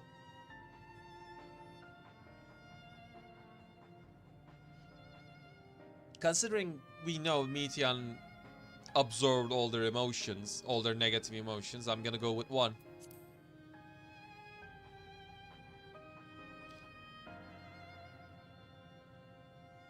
I'm inclined to agree. If Metian can take the emotions of others as her own, I dare say she would be able to recreate them more faithfully than she had relied on any historical account.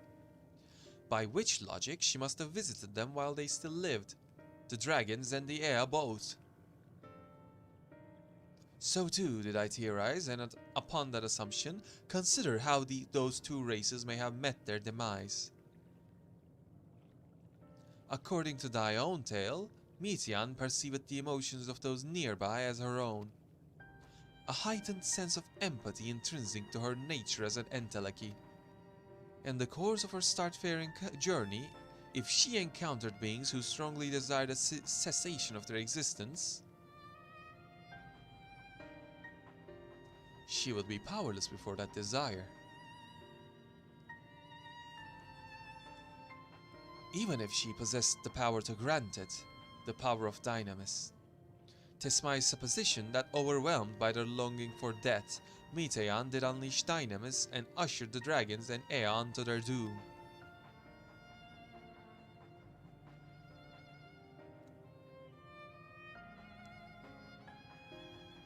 Of course, such was not always the outcome. Full many stars did she find already lost to ruin. In order to create a terminus, however, the fervent desire for the end is essential. Therefore, should you struggle to find your way forward, pray ask yourselves this: in the place where you stand, whose is the soul that yearneth most desperately for oblivion? Mine! Why do you tell us this now?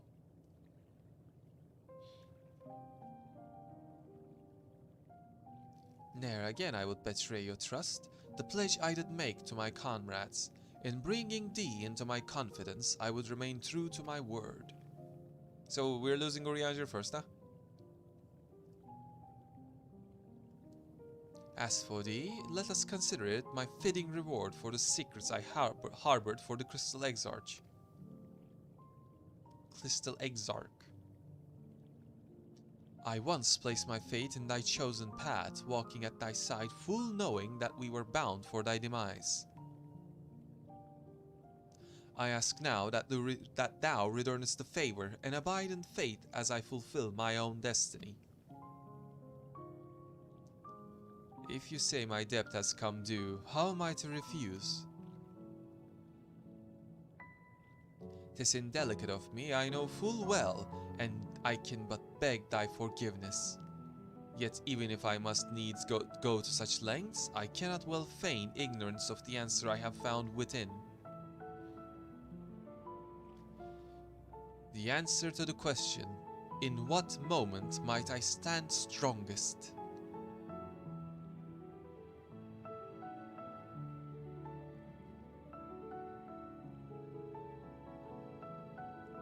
After all we've been through, I will say only this.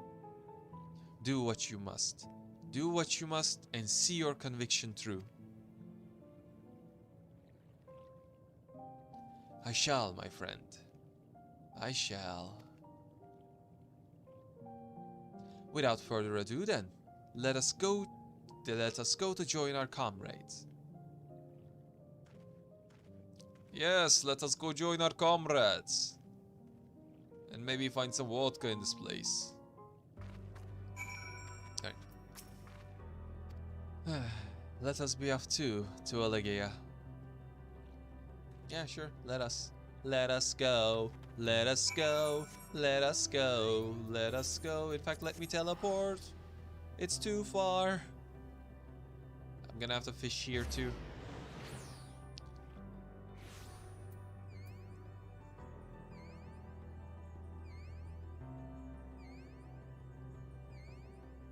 Oh, also Crest, to add, like I kept talking about how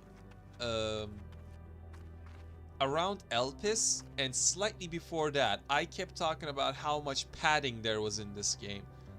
Like, they really dragged some places out more than needed. Don't mind me.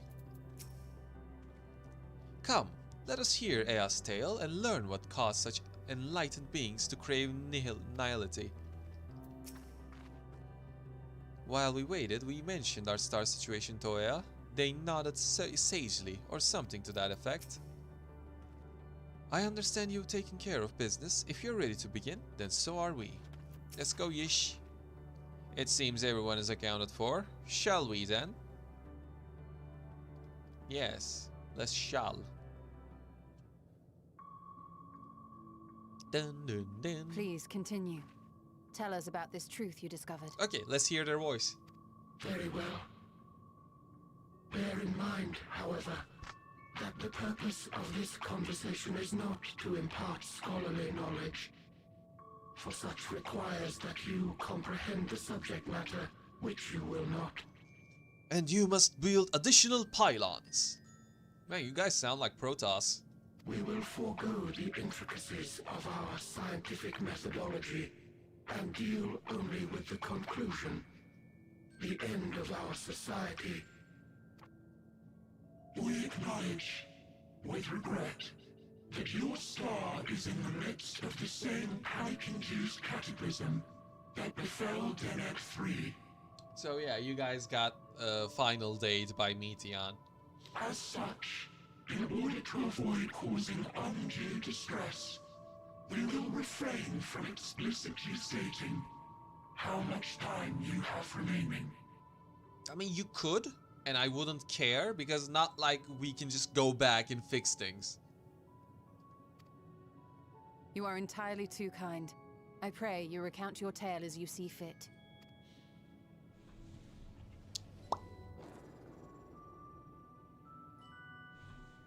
In the beginning, the universe was but a tiny particle.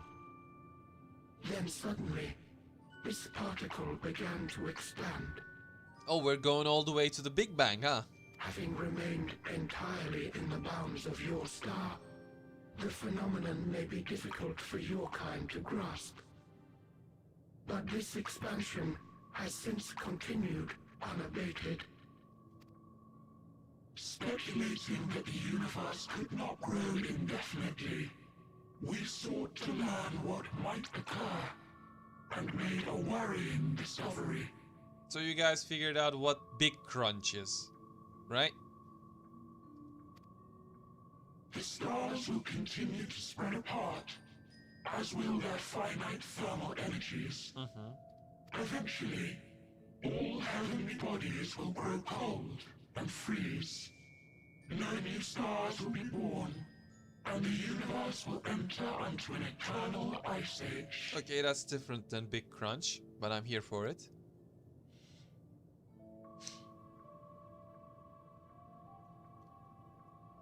In hopes of proving that this determination was erroneous, we scrutinized our research from all angles, even as we sought to avert the everlasting winter. The endeavor proved fruitless. So infamously so, in fact, that it became synonymous with vain effort. The universe as we know it would end, and there is no way to prevent it. And what's wrong with that? Beneath the weight of this knowledge, our society stagnated. Though we had time still, it was a cold comfort. Like, I honestly don't understand this. Like, why, knowing that everything's gonna end, is such a, well, what's the point moment? Like, come on. Why? Like, who cares? Everything's gonna end. Whatever, just do you.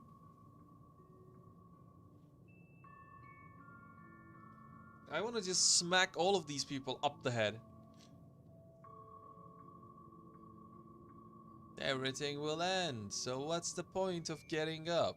Or what's the point of achieving anything, since no one's gonna be here to remember it? Well, who cares? It's the experience that matters. It's not the destination, it's the journey. And I'm a strictly destination kind of person.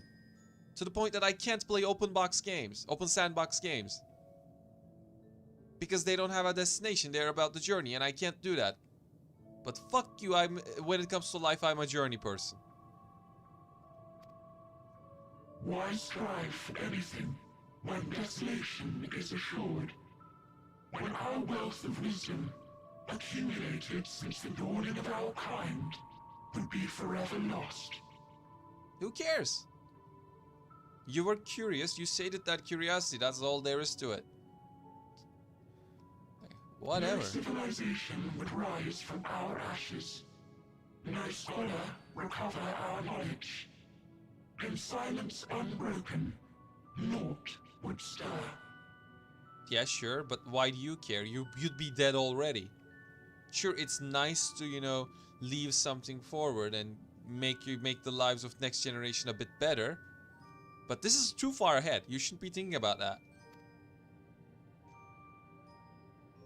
Intellect was once our pride. Overnight, it became our shame. Our works, monuments to futility. So I'm sensing a small bit of a pattern here. The dragons were too fixated on the past to, you know, move on and start over. These fuckers were too fixated on the future and forgot to live in the moment. Both races forgot to live in the moment. One because of the past, one because of the future. Immortality, our greatest invention, became a source of suffering. Rather than suffer on, many chose to unmake themselves by means of etheric exsanguinators. Etched upon these stones are the testaments of such souls. Though many left no words at all, thinking it a pointless gesture. Once we have obtained vessels of flesh, we likewise intend to vanish. If you understand this, understand aught of our tale, you will abandon your quest for knowledge. Yeah, no. You see, the thing about anti-nihilism is the next level of nihilism. You guys failed at nihilism. You weren't able to get past that level to the anti-nihilism. So, you know, just because you lost the game doesn't mean I'm gonna have to lose. Ignorance truly is bliss. No, it's not. If you would cling to your illusory happiness, remain primitive and pure. It is the only way. No. Knowledge is bliss. Knowing that everything will end, everything is basically a miracle for life to exist. Knowing that is bliss. Because only then you get to appreciate what life is. Your ideals were flawed.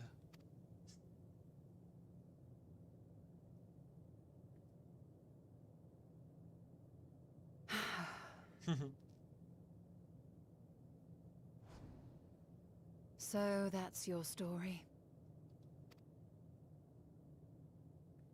Come on, Ishtola, give it to them.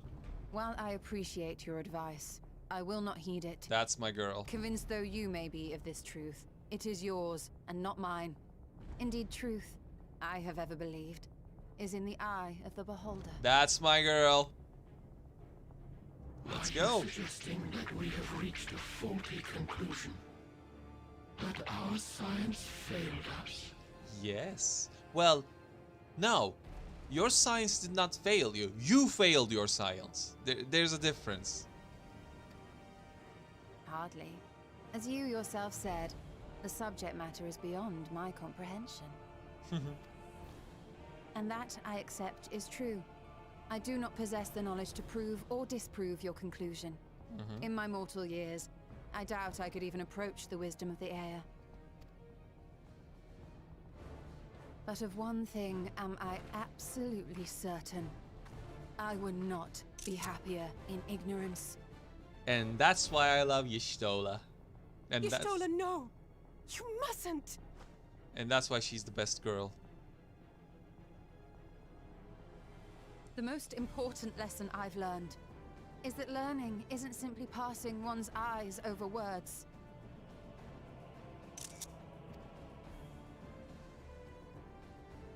Nay, 'tis when understood for oneself that knowledge attains its true value. Yeah, that's when it becomes wisdom. This is what has sustained me, driven me onward in joy and wonder, in anger and sorrow.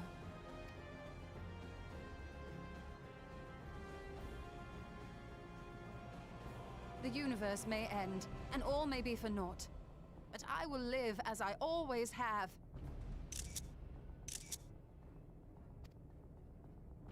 I will always seek out new knowledge. And no conclusion of yours, no matter how grim, can dampen my desire. Excuse me for fervent screenshotting. This is just the best. This is the exact reason why I love Y'shtola. Like, I just understand the character, that's it. I suppose it is only to be expected. Their feeble minds cannot fathom the terrifying gravity of it all. Oh, get off your high horse. It was you who had the feeble mind. But worry not. We consider it our duty to enlighten you. And we will not stop until you grasp the full extent of our despair.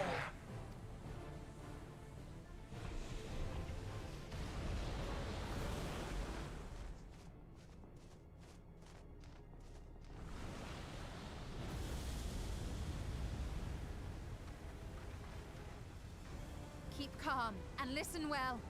Though my body will soon dissipate, there may be a way to restore it. And this scene is exactly why I know they're not dying. Because Y'shtola wouldn't lose this fight.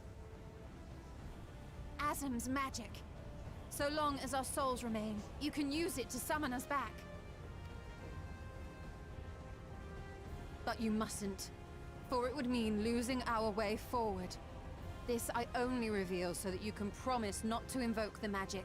Watch me invoke the magic. We came here knowing what victory may cost, so press on. Press on, and do not look back.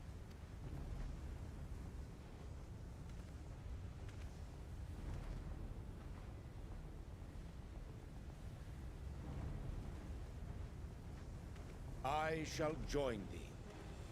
As subterfuge is not required, thou shalt not suffer for mine absence. Riange. My resolve hath never been as strong as thine. Full oft have I wavered in my decisions, and afterwards been stricken with regret. In spite of this, I may still stand with my comrades, supporting them as they attempt the greatest of feats. This truth I have learned in the course of our journey. And many though my shortcomings may be, I may also claim to excel in prophecies.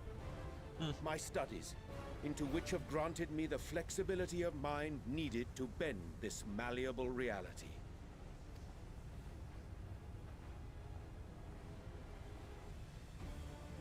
Thus shall I hope that thou mayest have the strength to resist, and our comrades the strength to continue.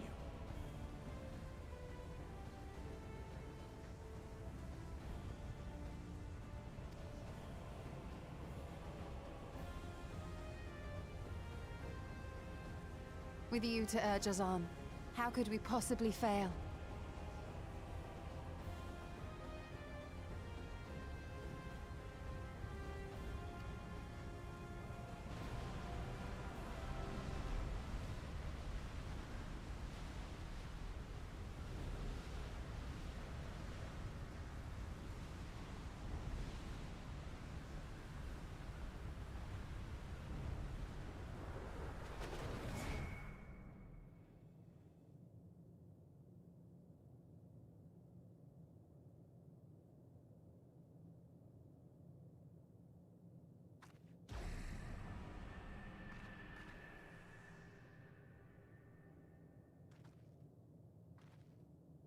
What's this? An extinguished civilization. Rekindled?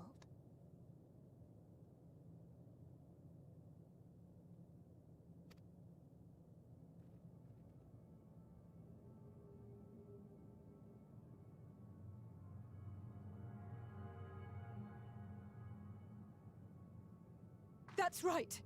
Our quest doesn't end here. We'll press on, and we will find you.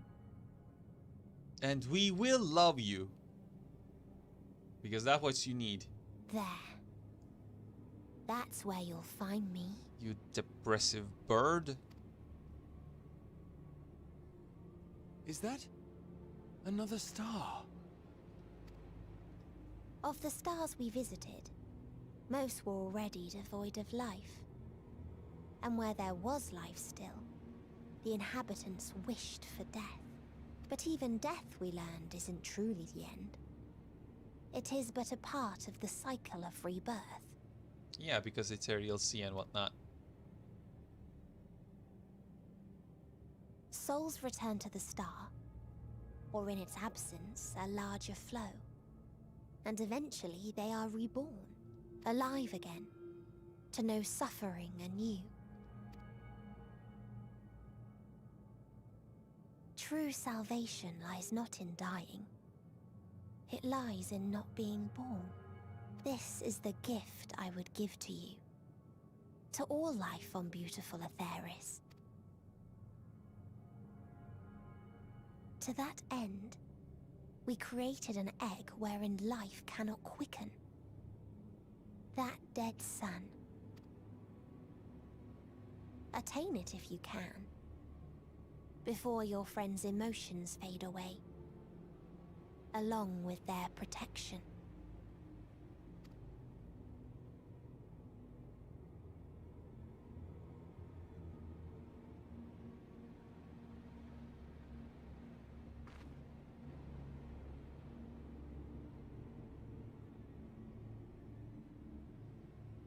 That sun will go down.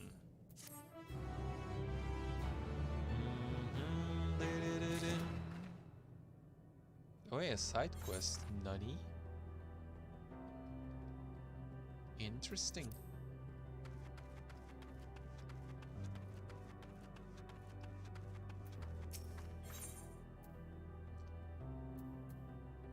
Final words, final thoughts. Rohrut has something to ask you. I have a question, one that can only be answered by being of flesh and bone. Will you hear it? Sure. Thank you. Before I ask, however, I require that you learn more of my kind, lest your answer be senseless and vapid. You can come to know us through our final words, though alas, you cannot comprehend them in your corporeal form. Thus, I shall temporarily free you from your body, allowing you to perceive as we Ea do. Please indicate when you're ready to shuffle off your mortal coil. Sure. Kill me. You have prepared, yes? Very well. After you have been liberated, I ask that you read 3 epitaphs ere returning to me. Please brace yourself, as there is recorded evidence that this may feel weird. You think? Okay, before that happens, I need to BRB. My cat is meowing.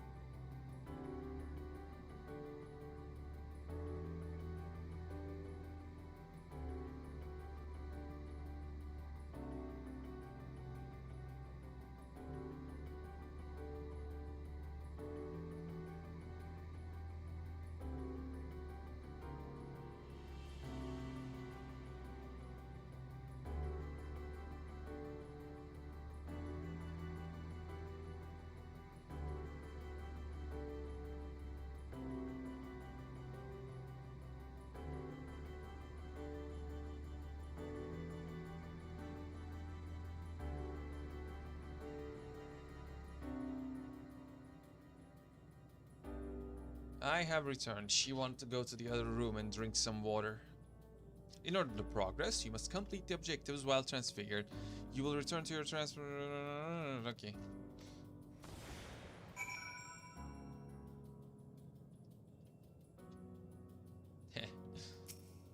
I grasp eternity, yet I hold only loss. If forever has an end, why has it not come? I like this. I like this.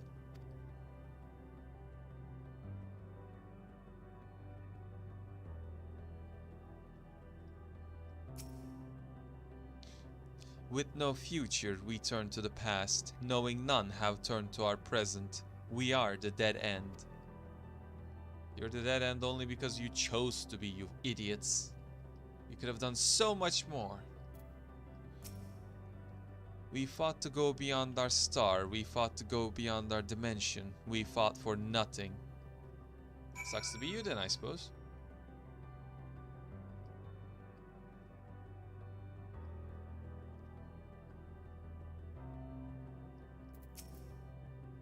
You have read them, this as well. However, you have yet to look upon our most important text.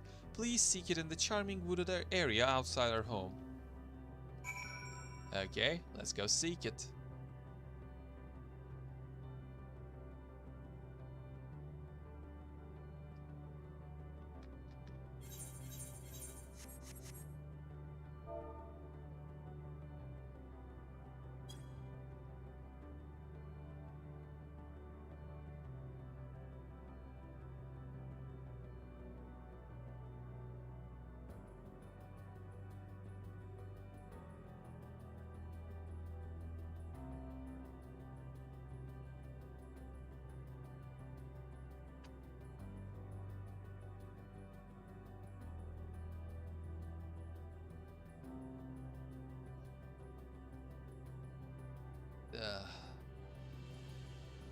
Okay, let's see what this one says. The price of eternity is joy. Its gift, unending sorrow. Man, you guys suck at this.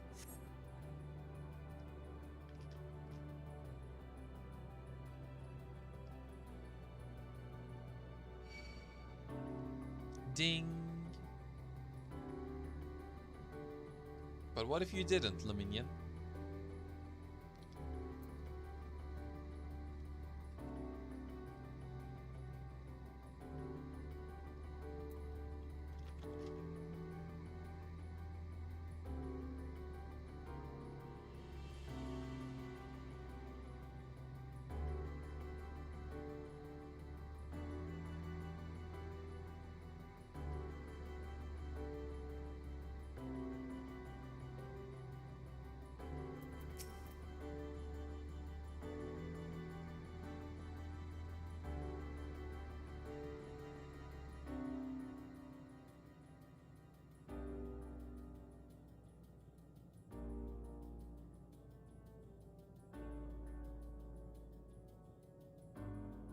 So you have read all that was left behind. Those inscriptions were written by the first of our kind.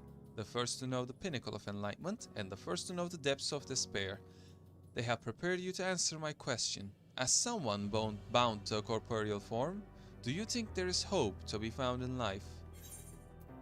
The only way to know is to keep living, my boy. You can't just die like that. Fascinating.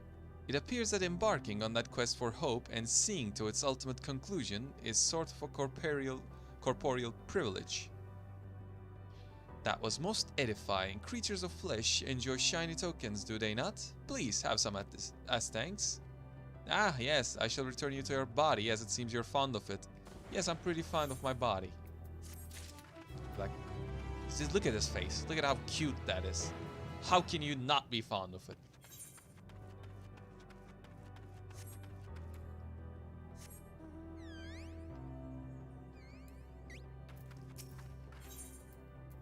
Victory at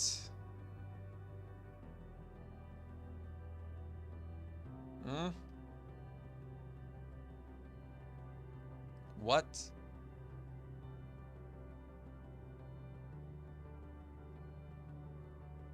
Victory lost, but what? Huh? Huh? I can't decipher this one.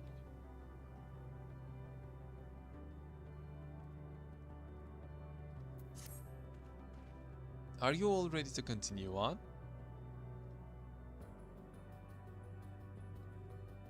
Then let us make for where that light shone. Y'shtola and Orianger have opened the way for us.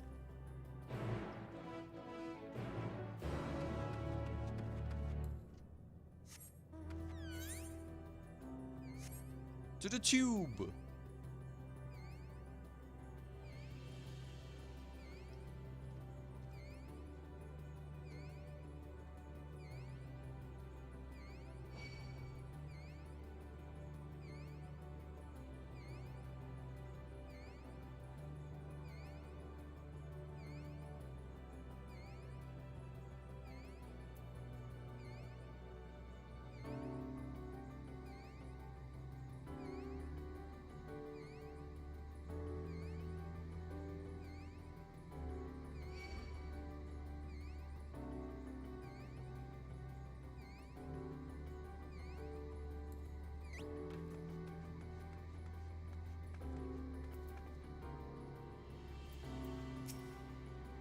Judging by the direction, this should be the place.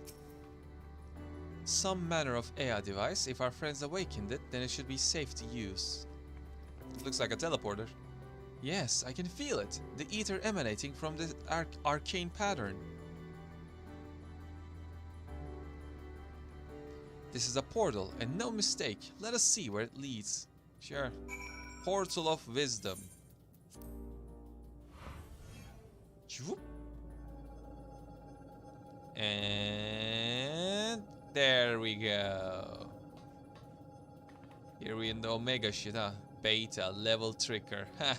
I remember you, fucker.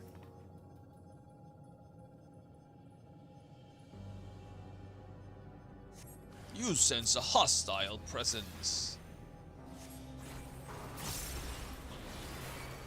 Did I just accidentally slide cast that? Oh well.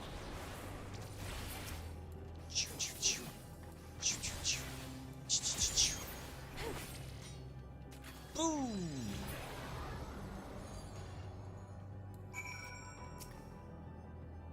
Get your asses over here.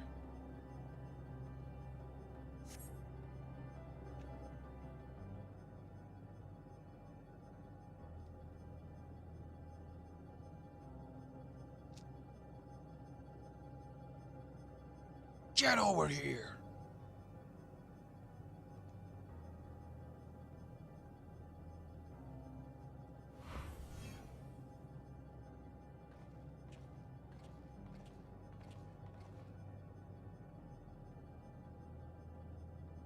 Man, if only I'd sit here, he'd lose his mind. Amazing. Yet another civilization. Attacked as soon as you arrived? Not the most welcoming of places, is it? You must try to find denizens who are amenable to conversation. I also need to get this gas out of my system. Yeah. We should also get the lay of the land, see how far we can go. I'll help Alphino with that. In the meantime, you and Graha can search for friendlier folk. Apart from hostile beings, take care of your footing. I mislike the look of this terrain. Not knowing what the locals are like, you'd best take care of yourselves. We'll find you once we finished exploring. Go already.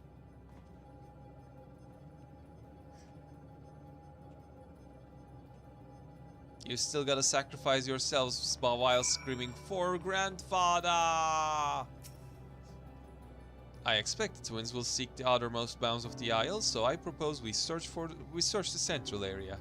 How do you know which part is the central?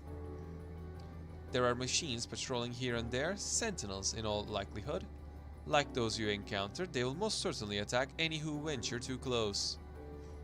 So let us avoid them and look for others that appear more approachable. Well, I see something that looks like an eater right there.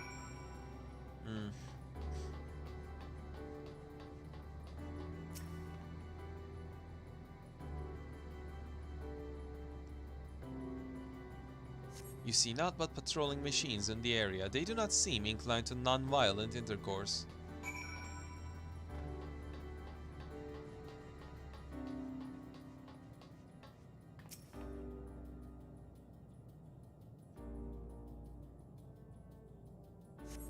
You are under attack!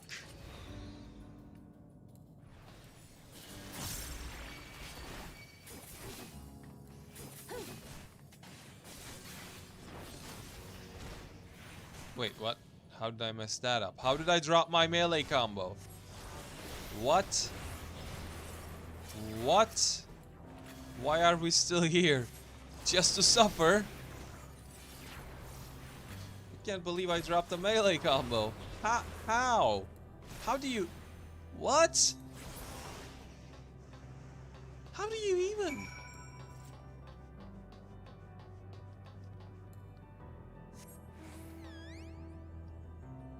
By the gods, that was embarrassing. For a moment I thought I saw a vista. What's up, Graha? Look, Almia, the machines here do not appear hostile. Let's see if we can communicate with them. Begging your pardon, but we are searching for the denizens of the star. Unknown life forms detected. Assigning generic label. Interplanetary travelers. Greetings and welcome to the planet. The planet... what? Could you please repeat that? It appears your hearing organ is unable to process the name in our tongue. It may be translated into yours as Alphatron. Our people, meanwhile, are called the Omicrons, and you stand within one of our outposts.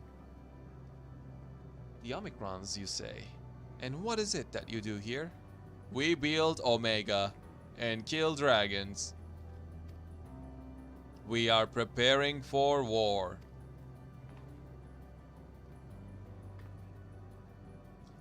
As we presently do not have a designated target, you have nothing to fear. Should your star become designated, however, you will be taken into custody and or terminated. Not a little frightening, these Omicrons, but at least they seem to be forthright. I will see what else I can learn from this fellow, if you could try speaking with the others. Sure, let me do that. I'll just do that.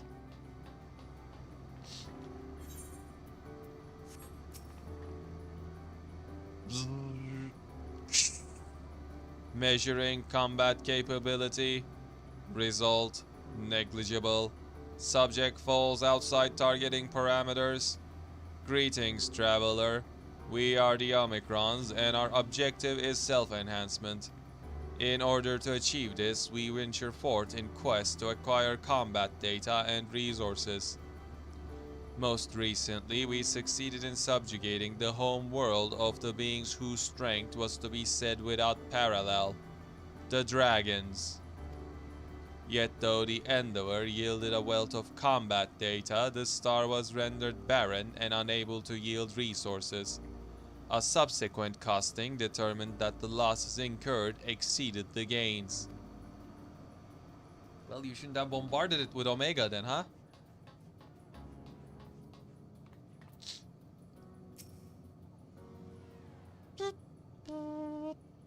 Autonomous weapon deployment complete. Vanguard armament upgrade complete. Munitions level satisfactory. Combat readiness assessment nominal. Awaiting instructions from Sir. Maintaining state of combat readiness. You do you, friend.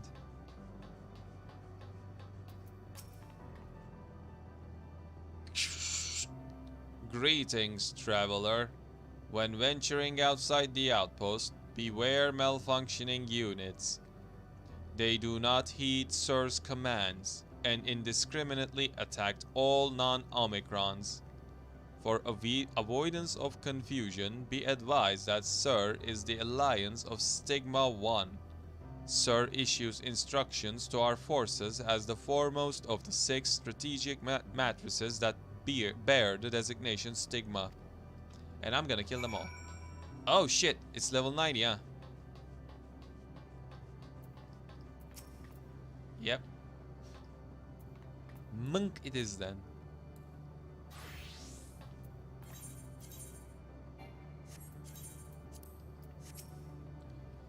You learned a few things? So did I.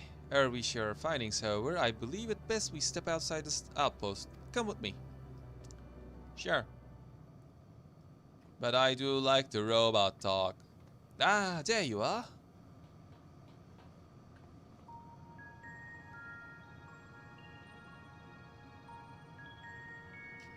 We finished surveying the area. This will come as no surprise, but there was no way forward.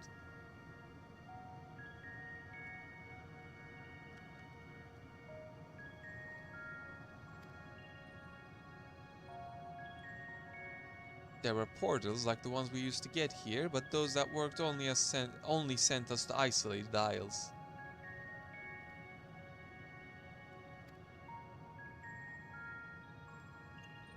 Then, as before, we must locate the embodiment of the emotions that bars the way.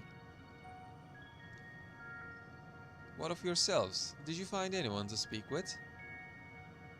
We have found a robot. And now we are all robots. They have shapeshifters apparently. Now they're wearing my face. So the Omicrons seek to advance themselves through conquest.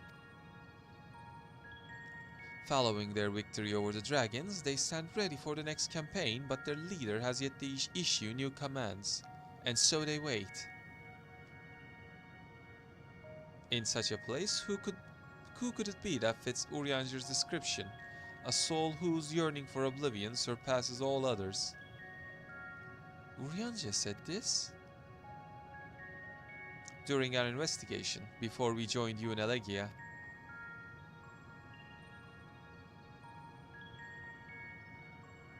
So that's the way of it. Why couldn't he just say it to all of us? Given what we know of this place, it's certainly a curious state of affairs. While the dragons and the Ea longed for death, the Omicrons longed for conflict. As much as that may lead to destruction, it must be considered a distinct desire.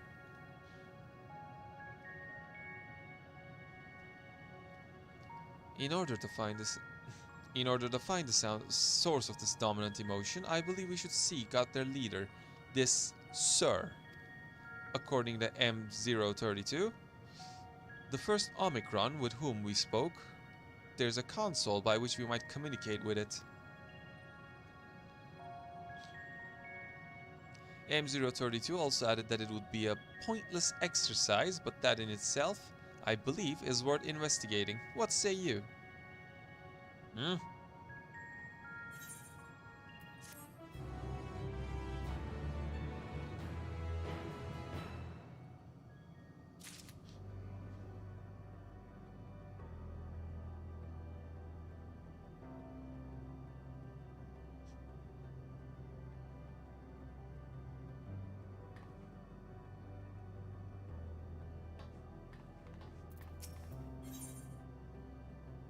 Huh?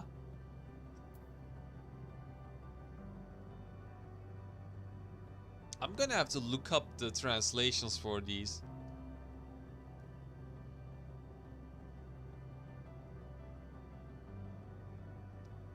Something not found. But what? Help? Hell? Grahatia is ready to set forth. So the council we seek lies on the far side of this isle. Given the nature of the ground, the route may not be entirely direct as it seems. Let us all watch our steps as we make our way.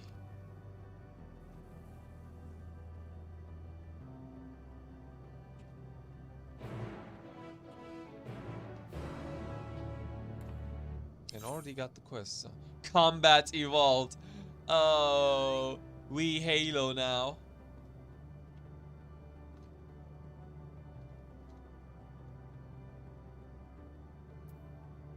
Learn to love. What is love? Baby, don't hurt me. Don't hurt me. No more, no more. Dun, dun, dun, dun, dun, dun, dun, dun, dun, dun, dun, dun, dun, dun, dun. What is love? Meanwhile, the shout chat is popping off because one of the big fates spawned. Okay, you need to stop that. Is it this? Fallen from grace? No, that's about to be done. I'm guessing it's a mark then. Okay, you yeah, I thought so. I fucking thought so. Pinch. This appears to be the console, but it seems unresponsive. Would you care to take a look at it? Sure. Let me take a look at it.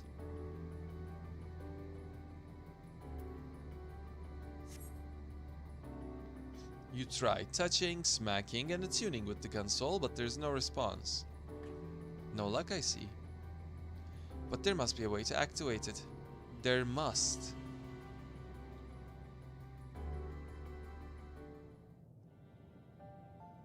Omega!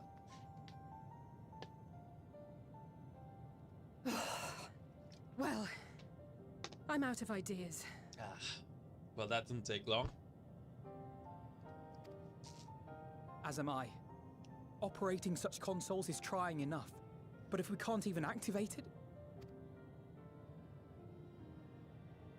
Perhaps there is a way. So we're losing Gura, huh? First, consider the world that has been recreated here. Its inhabitants were machines who gathered combat data to enhance themselves. And among the many wars they waged, the most notable was that against the dragons. As you've doubtless surmised, I believe this was the homeworld of Omega. Yeah. Sid built a jamming device to defeat it, a device which generated massive bursts of lightning, its sole weakness. That's all well and good, but what does that... Wait. You're not thinking to strike the console with lightning, are you? I mean, why not? It's already not working. As a matter of fact, I am. Ask yourselves this.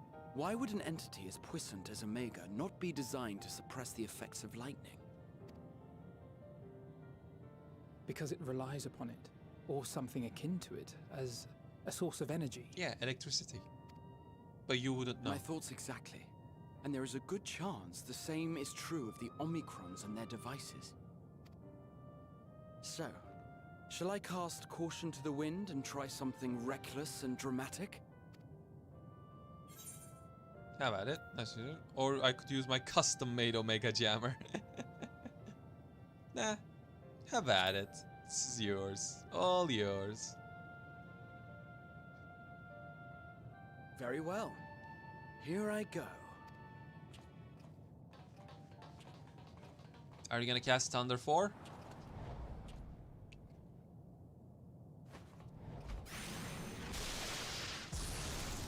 Nah, this is Thunder 3, right? It worked! Duh.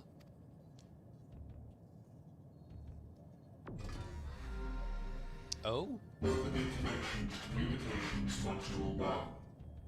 Connection established. Hi, sir. Strategic Matrix Sigma 1 now online. As a primary strategic matrix, you may address me as Sir. Sir, yes, sir! Checking for new communications. None found. All units, please maintain current state. End transmission. Closing connection. Wait! Wait! We have questions for you. Of late, no mission orders have been issued. Why not? Has there been some manner of trouble? Reply. The Extended Operations Unit is yet to determine guidelines for future assignments. All strategies are calculated, devised, and actioned in accordance with said guidelines.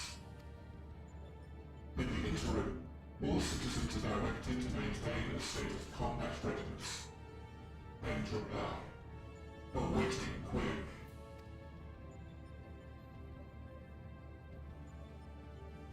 Can you tell us why the Extended Operations Unit hasn't yet determined the guidelines?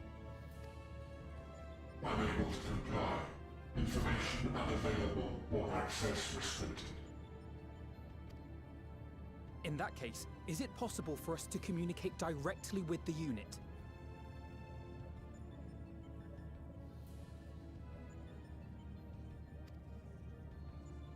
Access denied. Unable to establish connection. Is there anything you can tell us? Have there been any abnormalities, like a threat to the star or widespread unrest? Reply. Negative.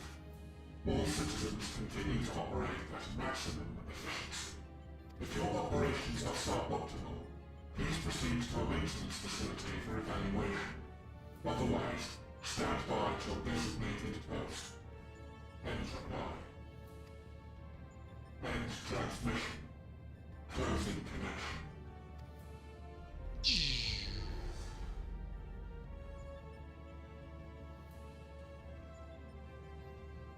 I could activate it again, but I doubt it would be productive. What do you think? Shit's fucked. If all the Omicrons really were running as efficiently as it claimed, then I doubt they were hoping for life here to end. As this Sir told us, there just haven't been any new instructions, and everyone is standing by. Should be standing by at any rate. If there are those that are neglecting their duties, perhaps we can glean a clue from them. I propose we take another look around, and also try to find the operations unit.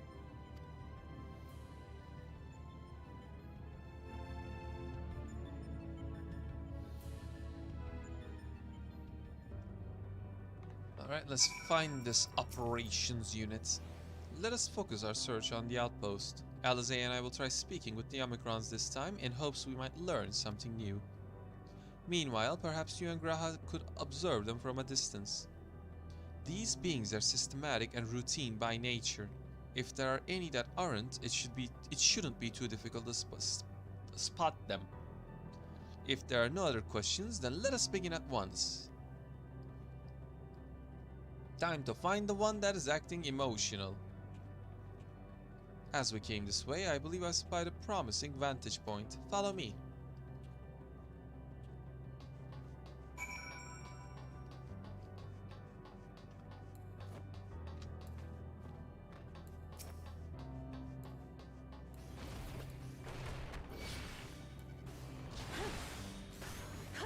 I just want to beat you up, that's it.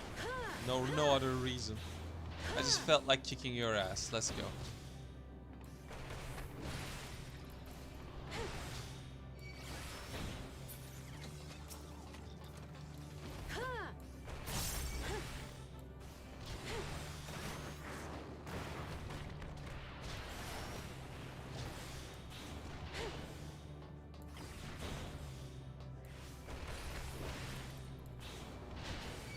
Perish.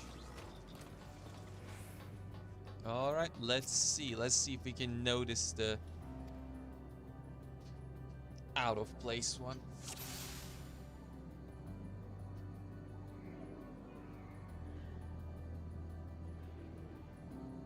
The oh. Teh. It still lives, huh? Did I just see something run past?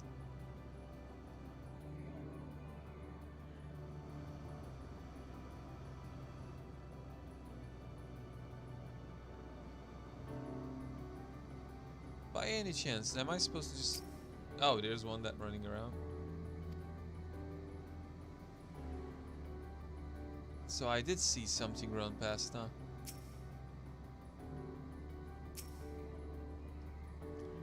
The Omicron wanders about ceaselessly as if lacking a clear objective. Target spotted.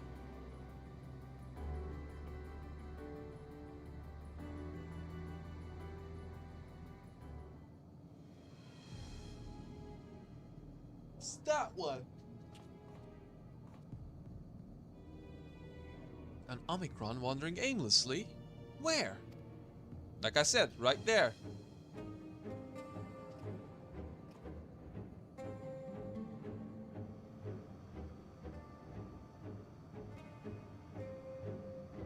Aha, I see it.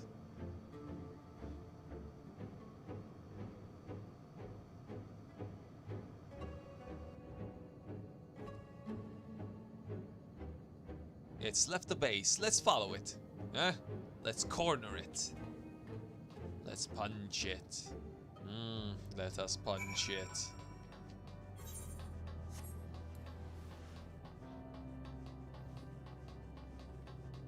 Let me go Dragon Ball on its ass. If you wanna go? If that's how we wanna go, we'll go. I'll throw down with a machine, I don't give a fuck.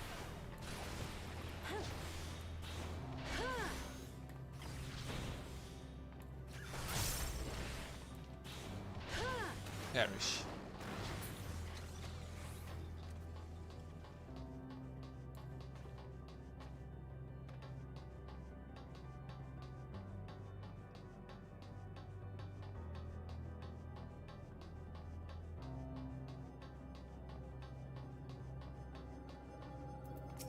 Oh, well, what's this?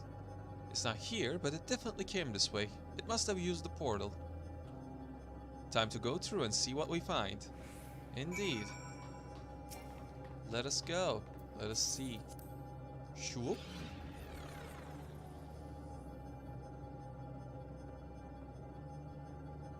Empty portal. Lambda. Ostacron decahexia.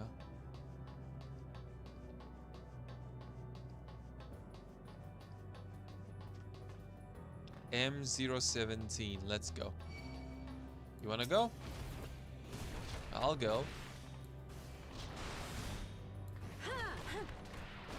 Foolishness, Lambda. Foolishness.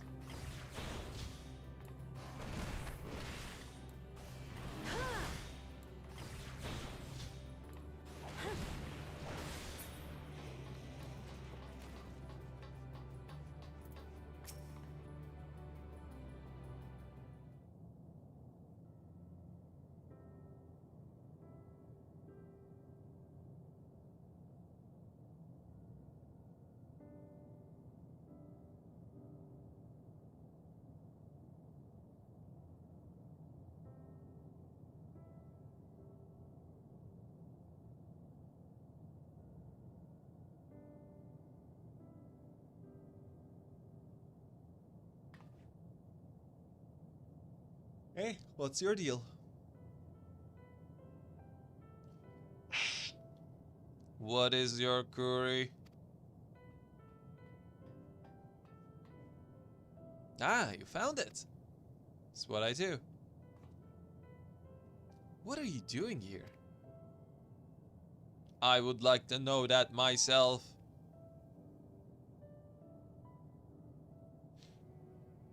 I am looking at the tree.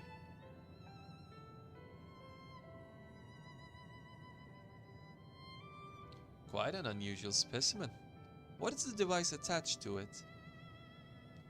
The tree is a sample collected from another star. As it cannot survive in our environment, however, it requires life support. That is the function of the device.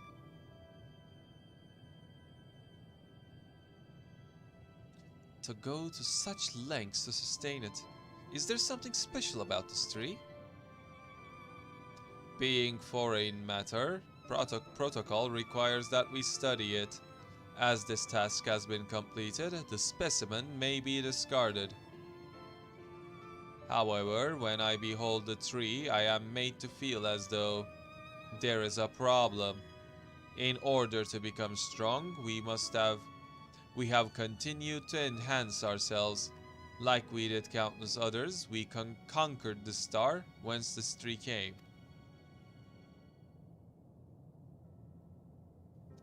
It is the last remnant of a dead world, and there is nothing towards which it may aspire. Yet it grows, extends its branches, sprouts leaves, produces seeds. Why does it seek to continue? Why was it made to behave in such a way? And to what end? I do not understand. This robot is actually asking why live. I see. Out of curiosity, does this pertain to your duty? No, it does not. My apologies. I shall return to my designated post and assume a state of combat readiness.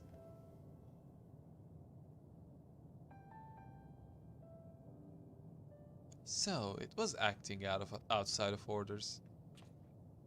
Perhaps it is a simply malfunctioned Omicron. These are by no means uncommon, but it may also be a unit possessed of the ability to make decisions. One not unlike Sir. I believe this bears further investigation.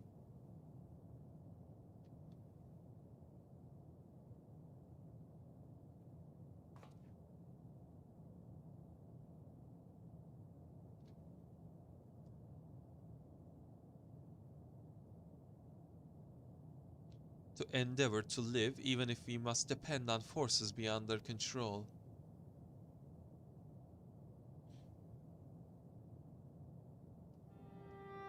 Tell me, Almia, one day when this adventure becomes a part of your epic, do you think I will be mentioned in it?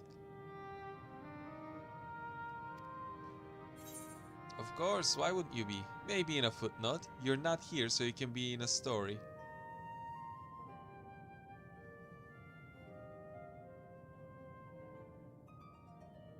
You're not here so you can be in a story.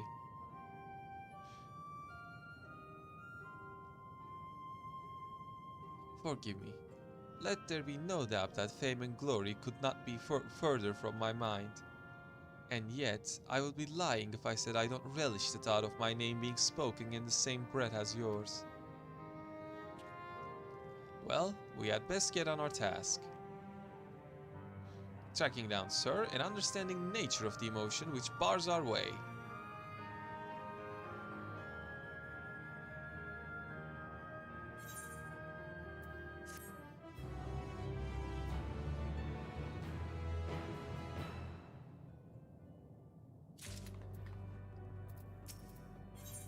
Hello world, ha!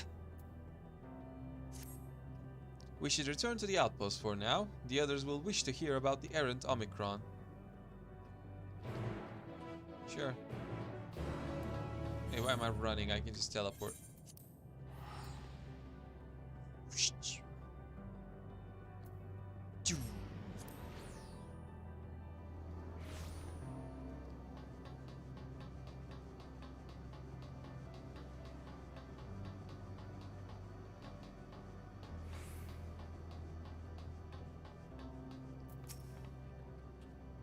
Graha says you found a suspicious Omicron. That's good because units here were of no help. They all had the same thing to say about the extended operations unit, that there is no way to arrange a direct meeting. Still, that served to prove that it's business as usual at the outpost. But enough about us. Tell me you learned something more useful. I learned about a cutscene trigger apparently.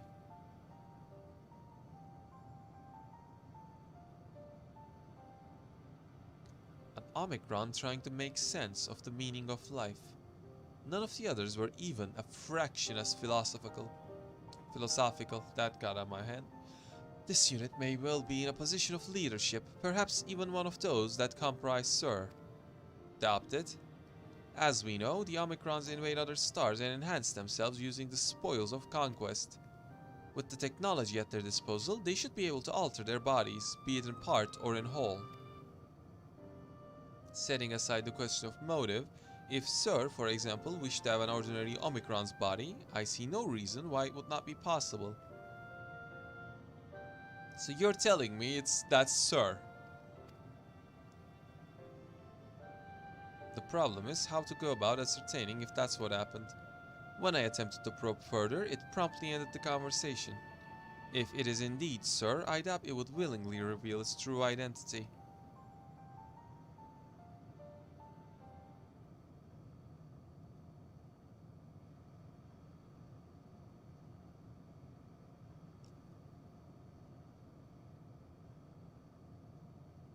I have an idea. What if we activate Sir while we're also talking to that one? We use lightning on the console again, but make it stronger. Much stronger. At that moment, should the unit exhibit a reaction, that could suggest that it has a connection to Sir. An inspired idea. I dare say it is worth a try. I had a feeling you'd be on board. This time, you must allow me to do the honors. I will stand guard in case your incantation draws sentries to the scene. For my part, then, I will approach our suspect and divert his attention. During which time, Almia, I want you to observe it closely for anomalous behavior. Leave it to me. I should mention that shortly before you returned, an Omicron appeared from the same direction. Rather than entering the outpost, however, it headed off towards the console. At first I assumed it was a unit on patrol, but perhaps... That could only be our errant Omicron. We must seek it out and begin our operation at once.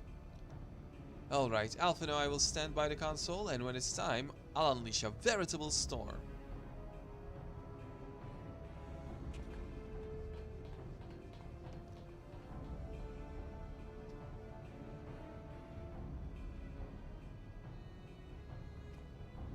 This will work, I'm sure of it. After all, our comrades are watching over us. Come, my friend, let us find this doubt plague Omicron.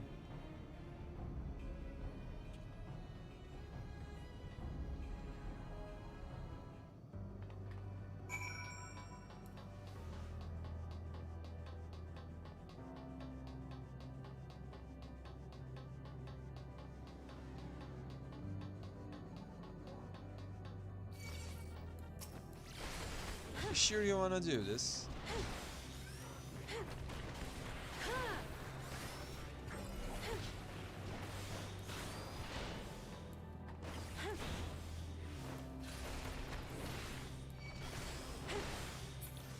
That's what I thought.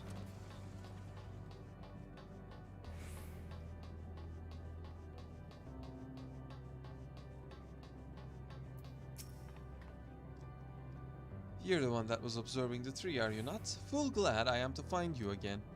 I have a question for you see, about the device with which sustains the tree. Provided it does not necessitate the disclosure of restricted information, very well. Graha has begun distracting the Omicron. Soon, Alizé will strike the console with lightning. Observe M017 closely for anomalous behavior after Alizé. Yeah, sure.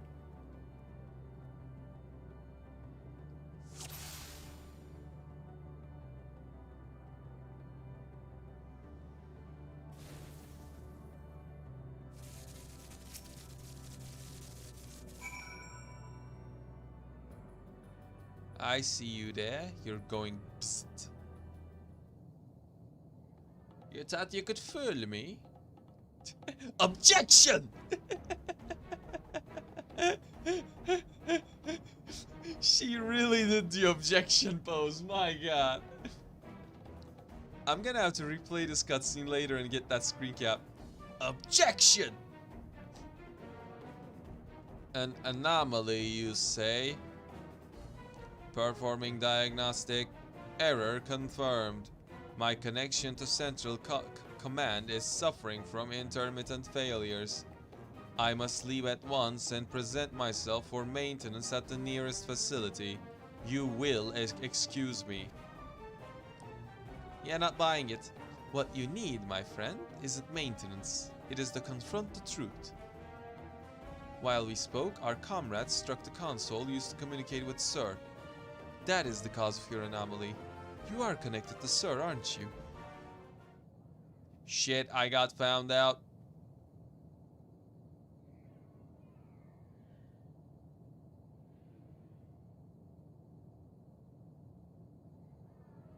Affirmative.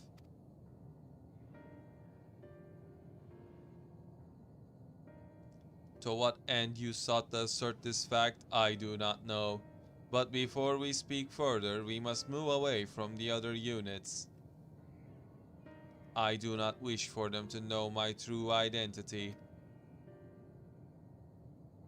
Very well. Our friends are at the console. Let us head there. Very well. I will totally not run away while you're not looking. Oh wait, you're following me. Well shit. I did not plan for this. Oh no.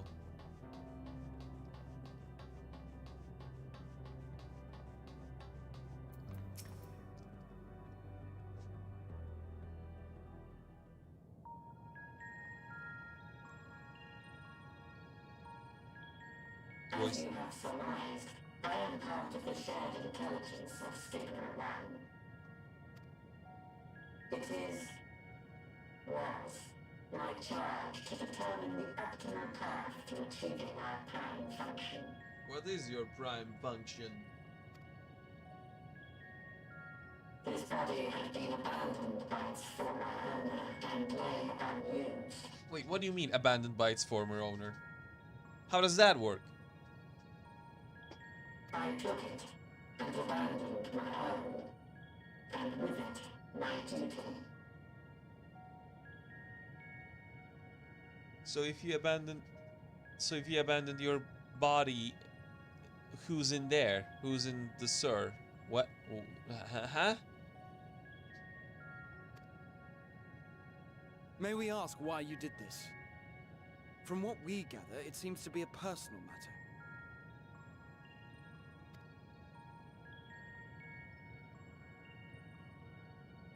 Our kind did not always look as we do now.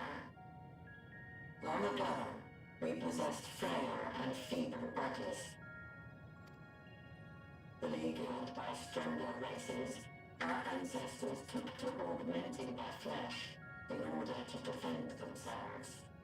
What began with limited parts eventually spread to the whole body, and at last, a means was discovered to convert the mind into data, rendering even the brain obsolete. Such complete mechanical beings were called the Omicrons, and by their might, we came to reign supreme over the star.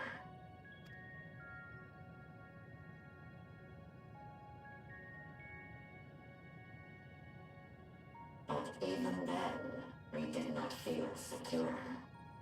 For we knew that the universe was home to civilizations aside from our own. Civilizations that may be stronger still than us. Rather than risk becoming the subjugated, we chose to become the subjugator. We began our conquest of the stars, that we might acquire the resources and knowledge we needed to reign supreme.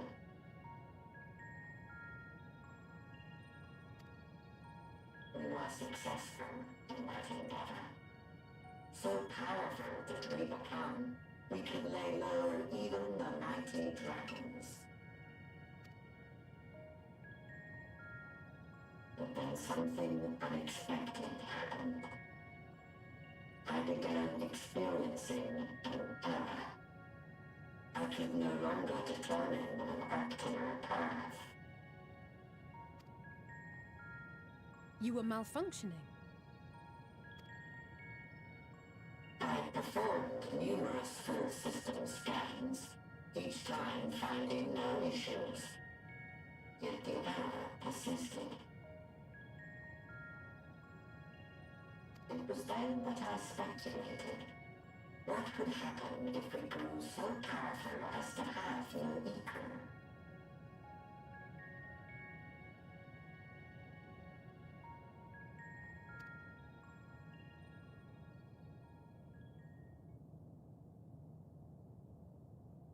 To become stronger was essential to our existence.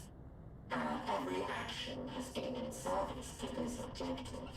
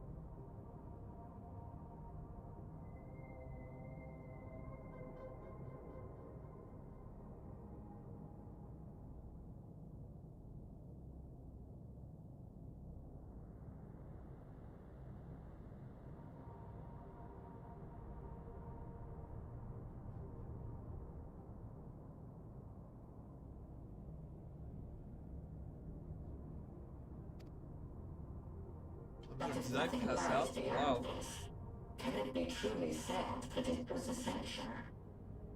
Have we been engaging only in wanton destruction? You could find no threat to justify your purpose. The Omicrons will never leave this star. They will stand by until their reserves of energy is spent. For I have no path to offer them. None. It is not our place to pass judgment on the deeds of the Omicrons. But surely, this does not... With your power and knowledge, the possibilities are endless. Why not seek out a new purpose?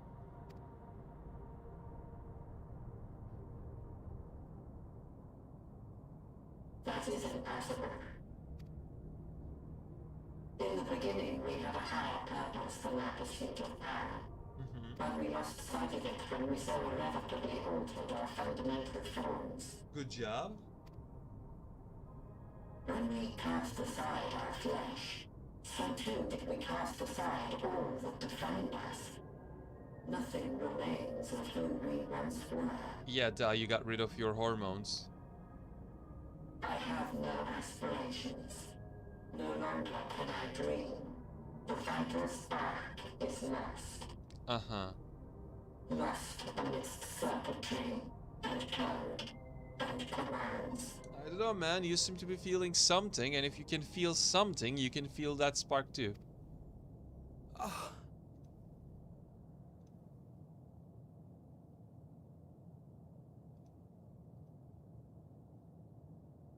I believe I know how to overcome this despair. The words are ready in my mind, but ere I speak them...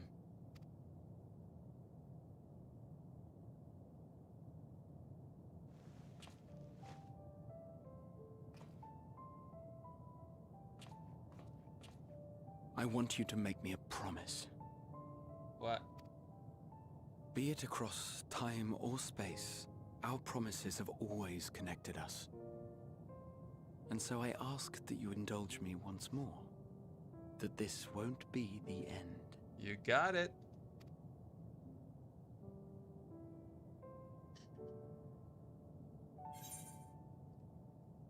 Say it, I'll do it.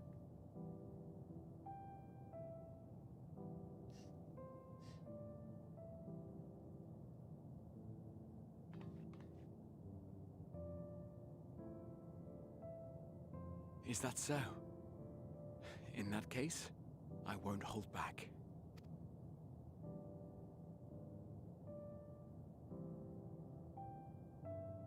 First, I want to visit Ishgard with you. Properly. We scarcely had time to look around last time. I should like it very much if you could show me the sights. Next, you must regale me with your greatest adventures, in the places where you lived them, if possible. Oh, that's a tall one. I may have read about all your deeds, but there is no substitute for a first-hand account. Like, I'm pretty sure some of them don't even exist anymore. And last but not least, a new adventure together, unlike any we've experienced before. We'll travel the lands, cross the seas, and take to the skies upon the eternal wind, and it will be marvelous. It will. You better fist bump. You better fist bump, Almia. There we go.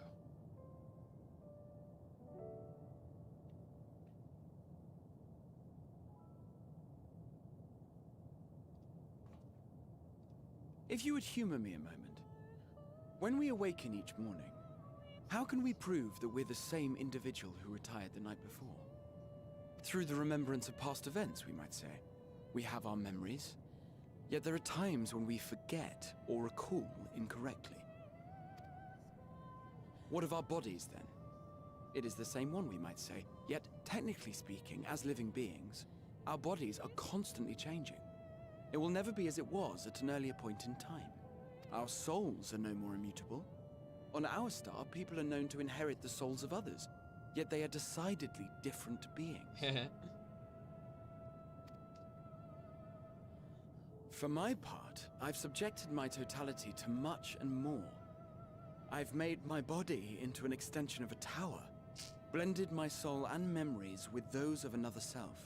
And each time I would ask myself, what is it that makes me, me? Were you able to determine an answer?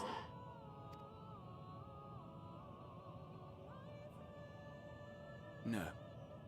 But that doesn't mean I'm confused.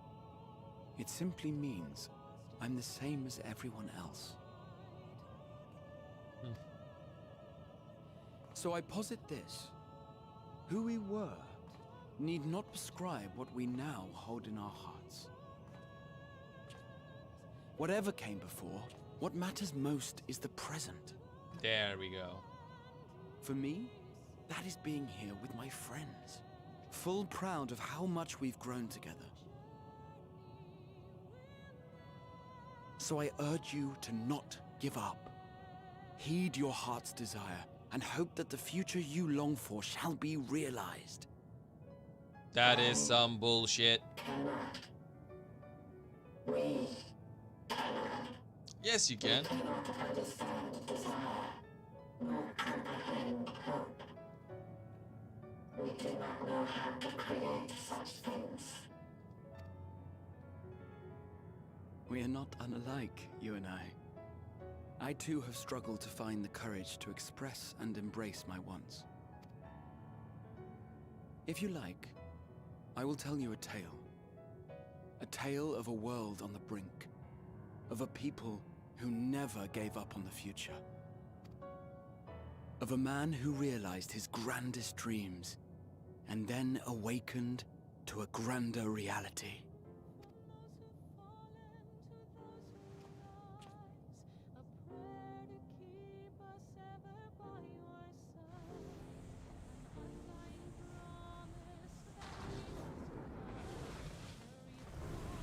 Burb.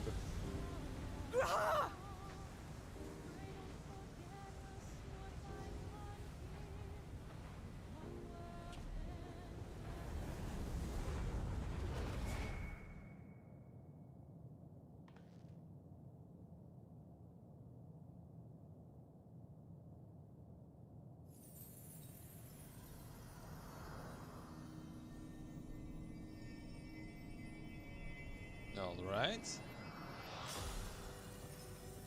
Oh. Crystal, really? Heh. Oh, Graha.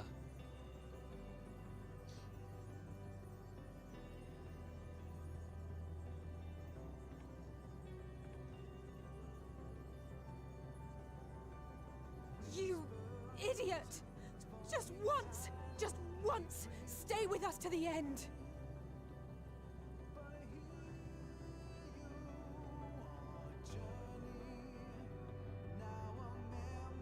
Can't. Graha's too eager to die. They all leave so easily, as if it's nothing. How do they think we feel? Next time we meet, I'll give him such a flick, and that'll be just the start. Forge ahead. Amidst the sadness of Alphinaud's continents, there is a newfound determination. The crystalline path. Graha has paved it for us. Difficult as it is, we must carry on. For our friends and all who await us in fate. So come, let us seek the path's beginning. It appears to be near the outpost.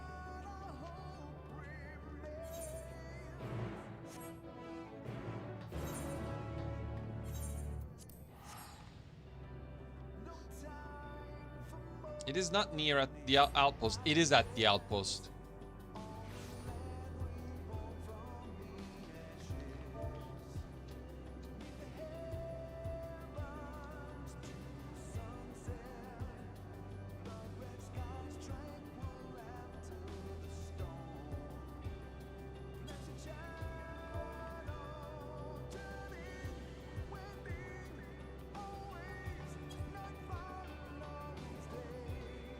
Alright, I can finally do gemstones here, huh?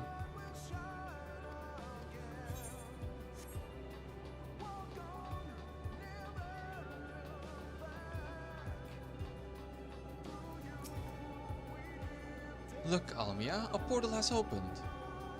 It will surely deliver us through. It must.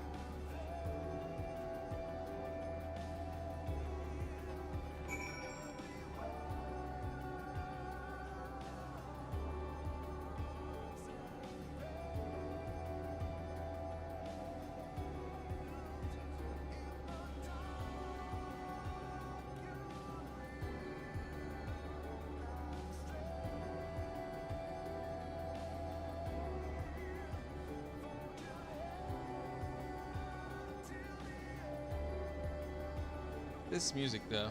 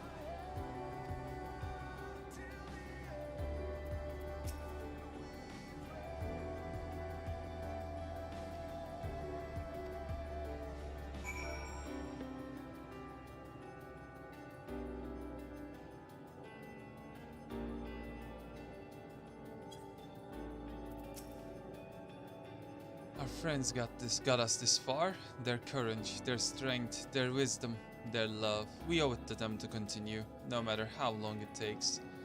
Yes, yes. Let's see. Where are we going? Ah, yes. I guess this is the end. Something tells me that I wanna stop here and then do the rest tomorrow or the day after.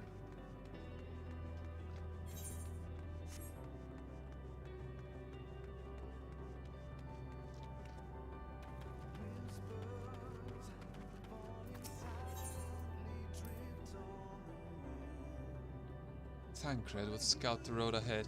Y'shtola and Arianger would trade opinions on esoteric subjects. Graha would join in their discussion, or else chat with me and Alzey about the mission. Estinian would be at the rear, apart yet present. All the while you would come and go, wherever you are needed, and together we would travel.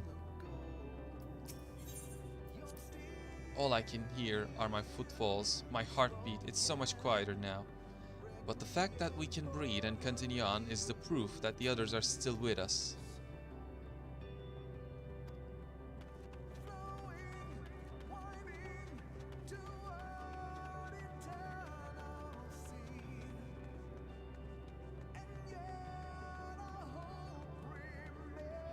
Yeah, not interested in that optional. The whole sacrifice everyone thing has run its course. The portal is barely visible from. That's really welcome. Nothing worth looking at. Nothing worth looking at.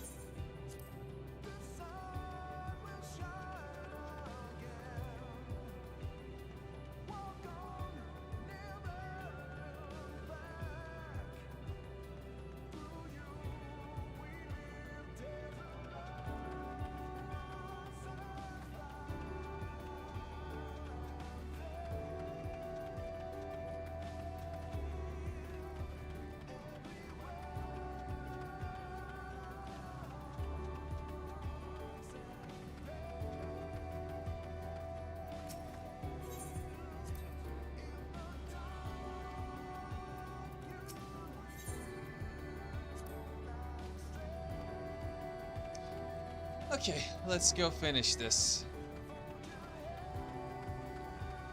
Whatever this is.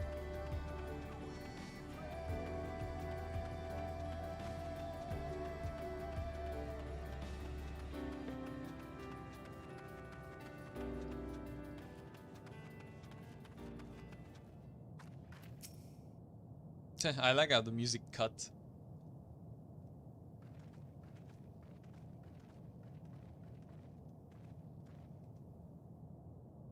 This is almost... Oh?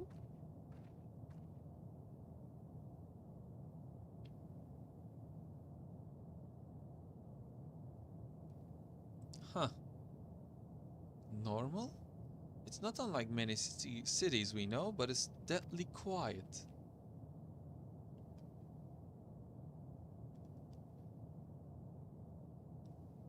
Mayhap the inhabitants are within the buildings, or invisible to our senses. Wrong on both counts. There is simply no one here. Hi, Meteon.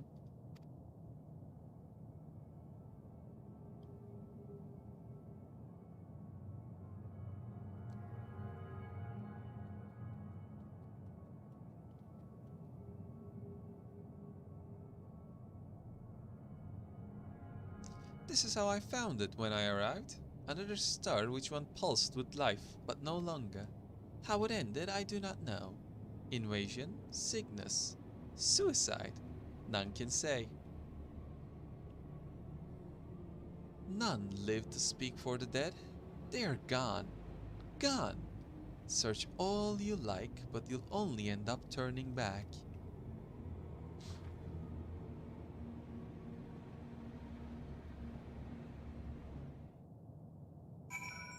Ding.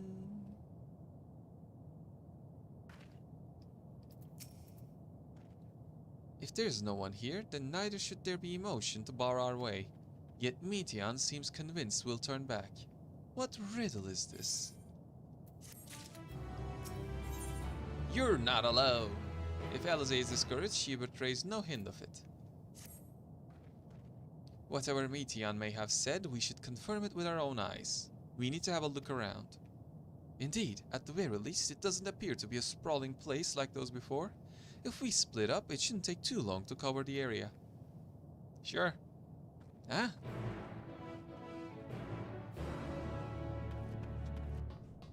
Let's see what happened here. Not that I care. But I am forced to care, so let's care. There doesn't seem to be anyone here. Perhaps you could try calling out. Is anyone there?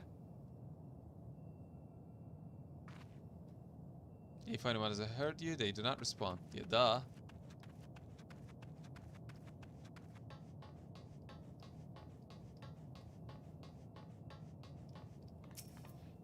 Were it not for the thick layer of dust, one could imagine someone drinking from these cups but a moments ago.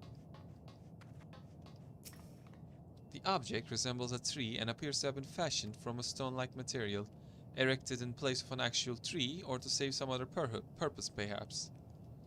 Yes, yes.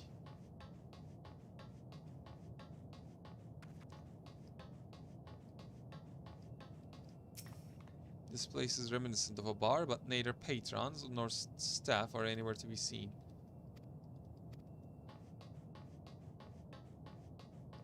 Explore the necropolis. Yeah, I would like to explore more, but I don't see any glowing bits. Where are the glowing bits at? Over yonder, mayhaps. Aha! Glowing bits!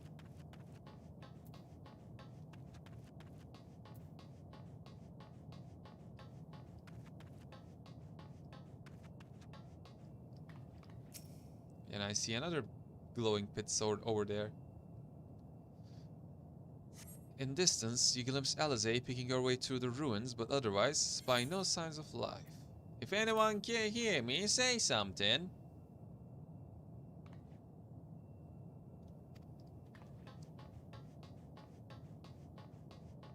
Why are we supposed to do this? Like, what's the point? It's just needless padding. Why do I have to go to 6 different spots?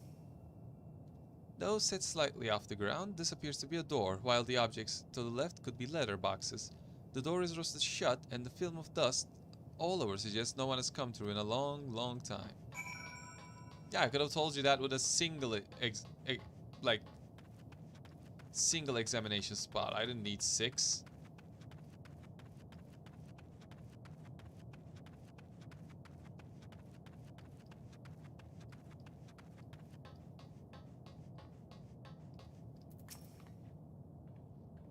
Almia, take a look at this. If the road was a little longer, we could take it to just beneath the dead sun. But I suppose this is where our reconstruction ends. How about you? Did you find anything of interest?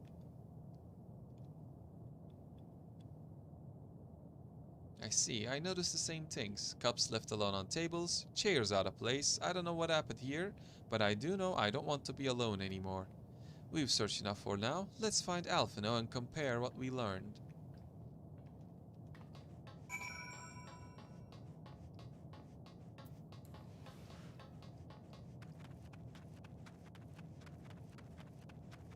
I like this deafening silence, though. Maybe I should play with BGM turned off more. But even then, I'd have the sound effects from other players and whatnot. But this is pretty good. Pretty good.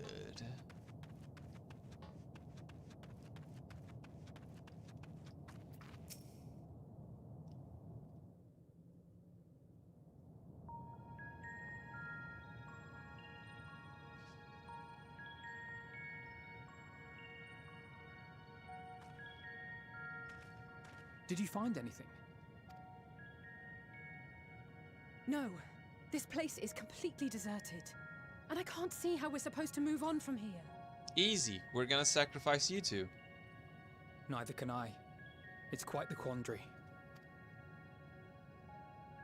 There are no denizens to bar our path, yet there is no way forward. For another mystery, we did find signs of very recent life. You'd swear everyone just vanished into thin air.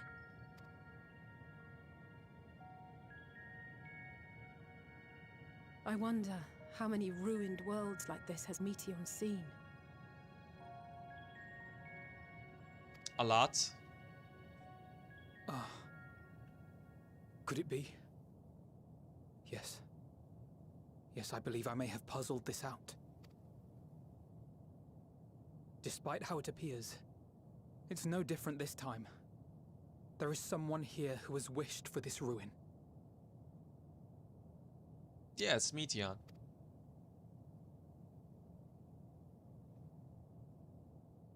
And I believe that together, Alize and I can overcome their will.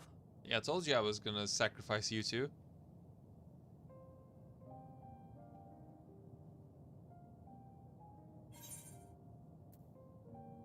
Stop. Not another word.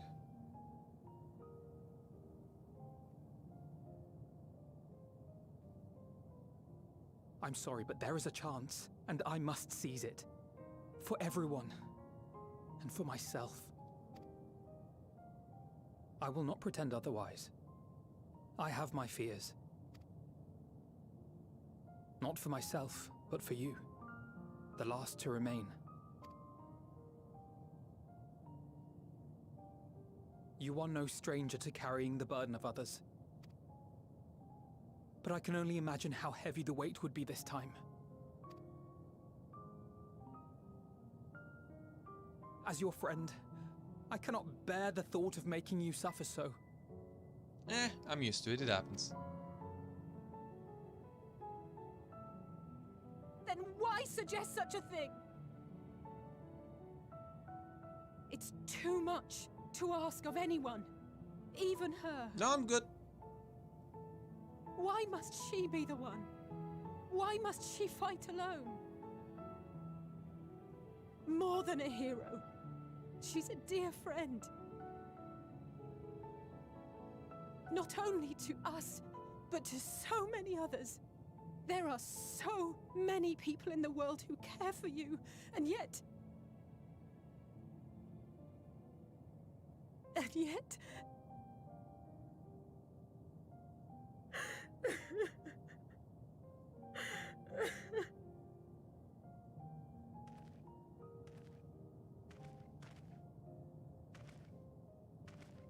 Alize, I have an idea. Given the nature of this realm, it may be possible to do more than unbar our friend's path. We might also pave her a new one.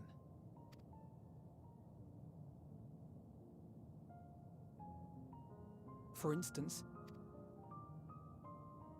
a path where she finds happiness at journey's end. That would be nice. This much, I think we can believe with the utmost conviction, no matter how deep our despair.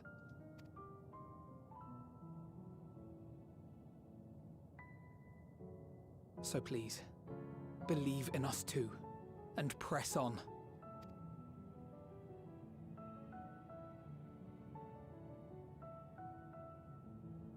Thank you. What are you? If the plan's decided, then let's not dally.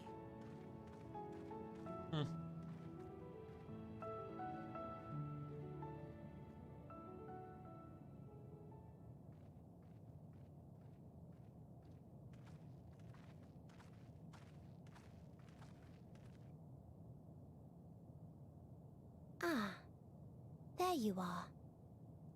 It was as I said, was it not? Yeah, about that. It was. We couldn't find anyone. But this place isn't entirely deserted, is it? You are here.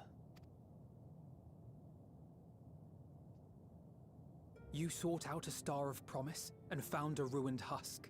Like us, you explored the devastation. Like us, you were stricken. Horrified by the thought that so many lives could be snuffed out as if they were worth nothing. And the thought that you would have to bear the terrible tidings to Hermes. That which you saw and felt, you shared with your sisters. As did they share their own grim findings with you. Overcome by the pervasive despair of these stars, some of you inadvertently ushered their peoples to their ends. Knowing the horrors you know, anyone would feel the same. they would fear what lies ahead and struggle to move forward. Fear? I had forgotten that such a thing existed. So focused have I been on shepherding despair. If you can remember, then you can still face and overcome your own fear.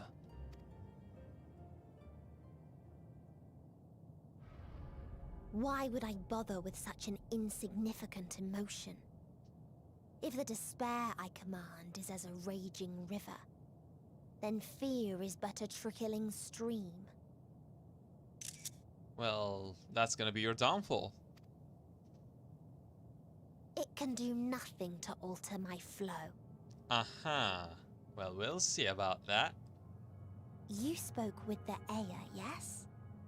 Heard their tale of what awaits the universe. Yeah, don't care. It's true. The stars grow colder and more distant. Eventually, all will enjoy frozen solitude. I don't know, our star keeps getting hotter. Using the power of Dynamis, I'm hastening that process. In so doing, nothing will be born ever again. Everyone will remain dead.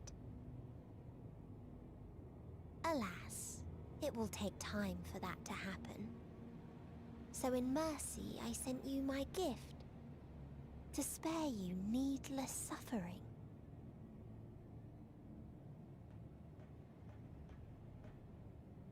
Don't worry.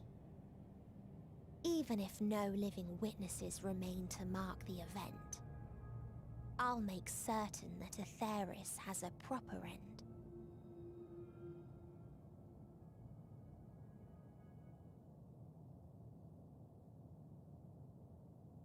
For all the power you wield, you're more fearful than the familiar you used to be. That Meteion feared simply to move forward. But your fear is such that you've given up on everything. I know it well.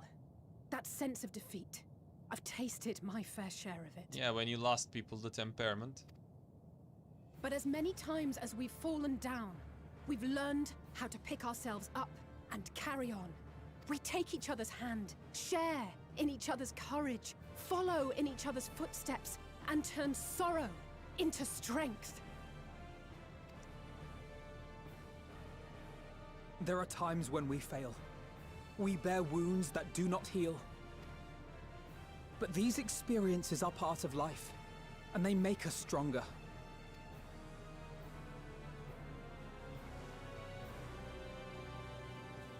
We rise, fall, and rise again.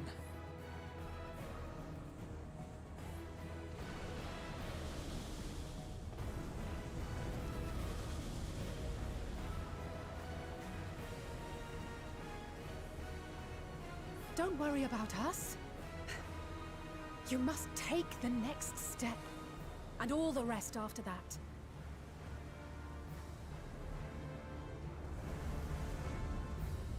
I wonder what's going on in wherever they're, you know, ported to. Like, do they fight a dream or something? How does that go?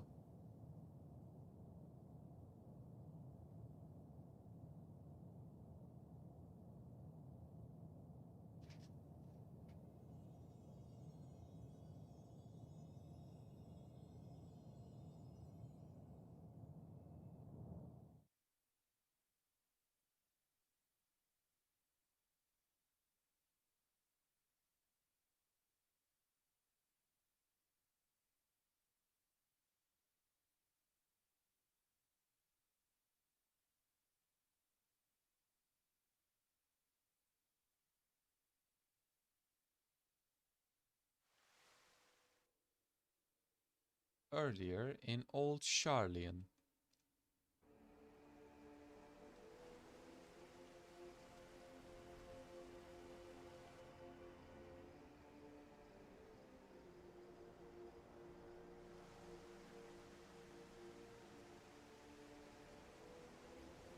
Go sleep. Why are you still here watching the sky? Not like you can see it. Please, please. safe. Though I guess sending Dynamis our way is fine too.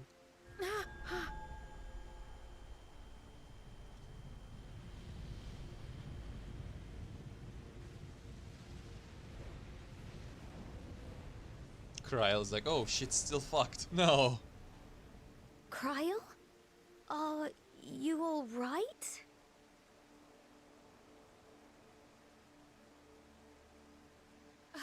It's nothing. Just a headache. Lies. They'll be fine. I know they will.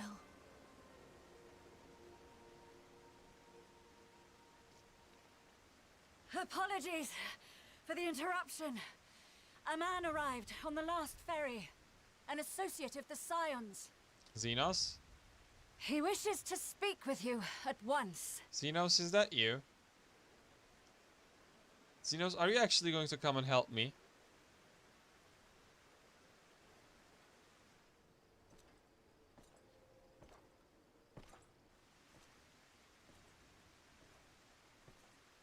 It is Xenos.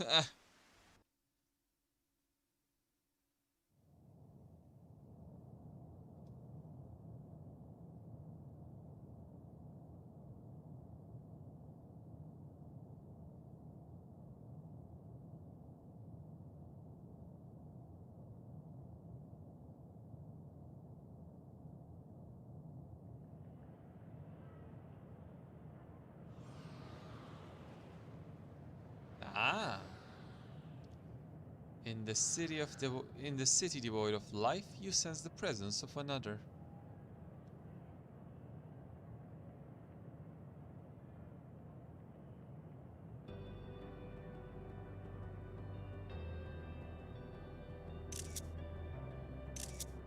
The sorrow of 1,000 worlds weigh heavy, and yet you can walk on.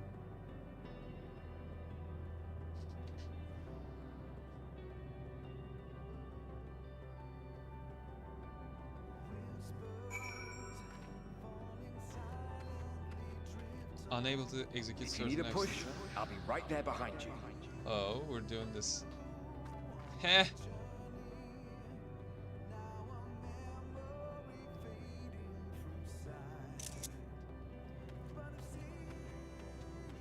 We have become the Endwalker. Do not despair. You are not without allies. Ah, Harshy.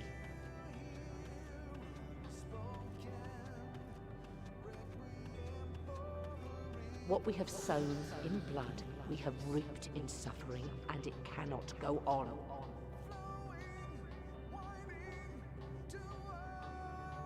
Upon the souls of they who have sacrificed themselves to pave the way for peace, we will never abandon our cause. While it is true that man succumbs all too often to anger and avarice, he may yet overcome his baser instincts through the forming of bonds with others.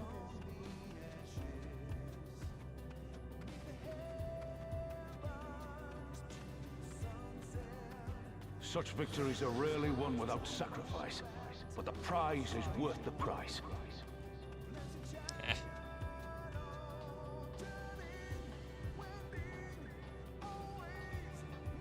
And we, for our part, are glad indeed to be able to welcome friends both old and new.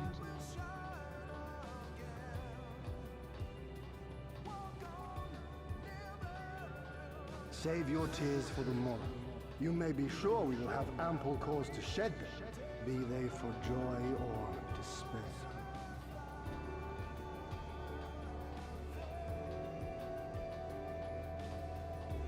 From tragedy and sacrifice, we rise to greet a new dawn. If only I remembered half of you. A future shaped by the choices we made, in ways we could never have foreseen.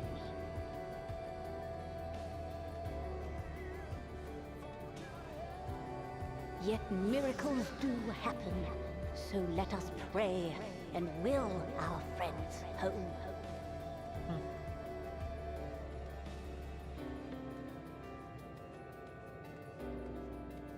I won't stop praying until I know they're safe.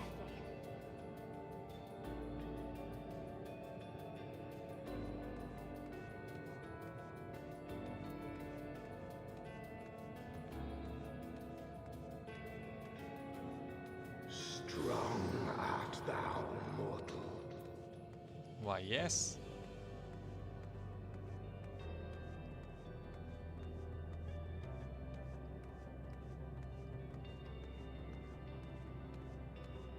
Look to the light within, that you may continue to serve as a beacon to others.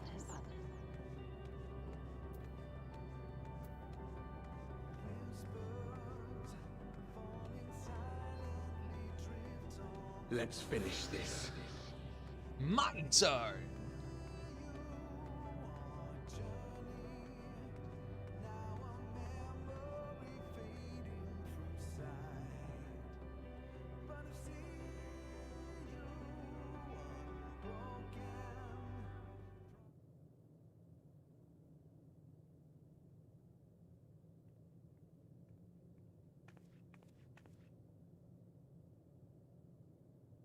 Here the path ends. There is no way to reach our nest.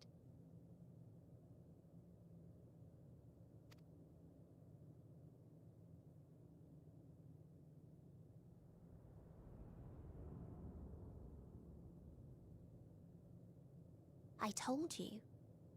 Resignation and acceptance reign in this place.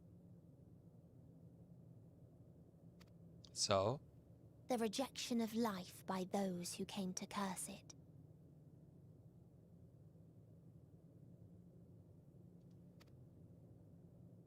Those whose dreams were unfulfilled, whose prayers were unheard, whose labors were unrewarded. Hope cannot deliver you unto hopelessness. Our refuge is beyond you. We shall see about that. Always has it been. Such is the nature of this place.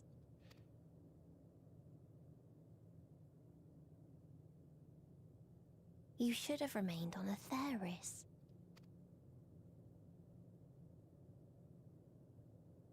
Struggle will avail you not, nor will it grant your comrades peace.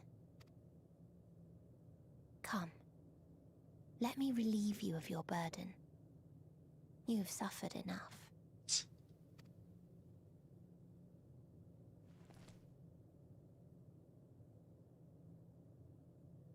Now that I'm here, it is time to summon you fuckers. Get back here! Asm's magic. So long as our souls remain, you can use it to summon us back. But you mustn't. How do we make peace with That's why it's too soon for this to end. There are so many people in the You world. must triumph. Drink of calamity and drown in... Be safe, all of you, and come back. I am ever grateful. I came to appreciate most about our star is that there remains so much we do not know. After all these years, is this the answer I was hoping for? So long as we remember, our fates remain ours to shape. And Godspeed. Perhaps when our time comes to return to the star, we shall remember these few days we have lost. Do not squander it. The legacy I leave you.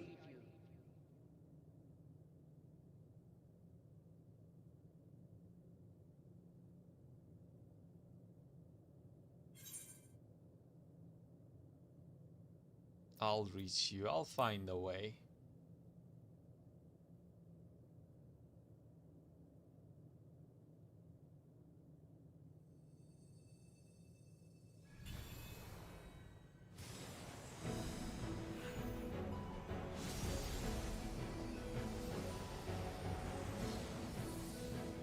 Hey! Welcome back, you two. Been a while. I bid them remember. But all this time, I'm the one who had forgotten. A right fool you've made of me, Hermes. Remember us. And to add insult to injury, I've been denied a sound rest, forced to watch this clamorous show. Oh, come now. It's been a gripping tale. Unbreakable bonds and noble sacrifice, sprinkled with moments of levity to counterbalance the pathos. It's got it all. I, for one, would have been perfectly content to watch enraptured from the stalls.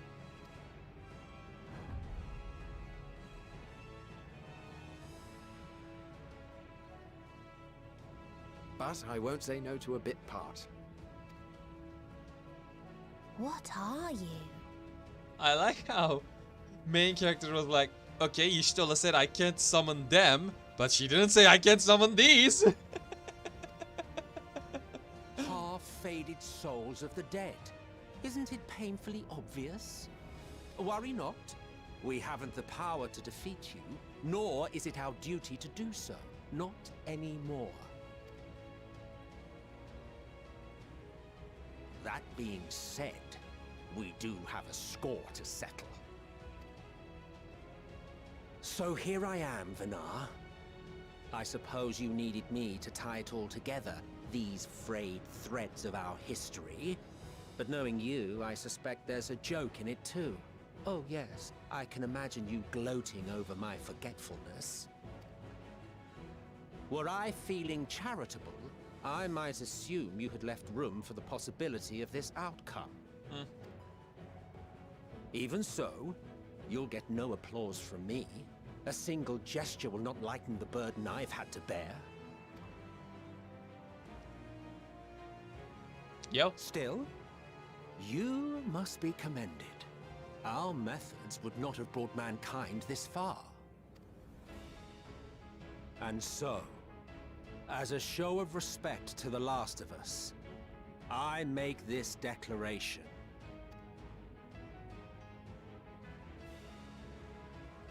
You will not end our journey. That is our answer. The answer of all lives of Atheris, past and present.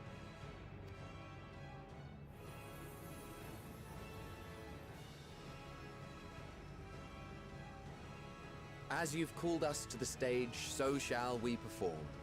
And creation magics never fail to please. Drawing upon the hopes of your comrades, we will make for you a new path.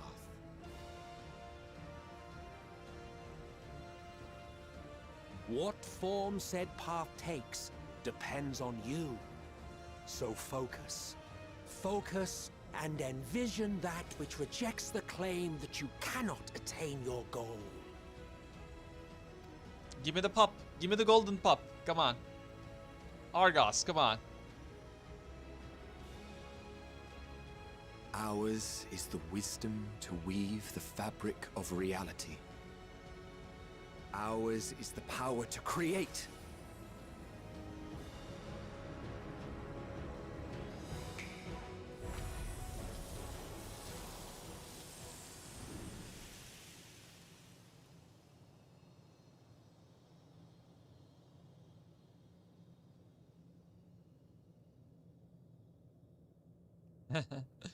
Meteor.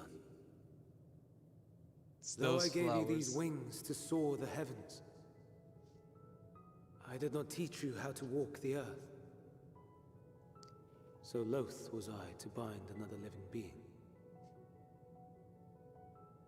In the course of your long journey, you will learn from those you meet.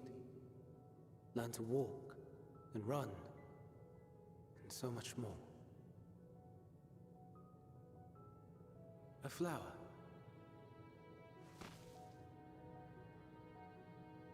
Yes. Upon your return, I will gift you a beautiful flower.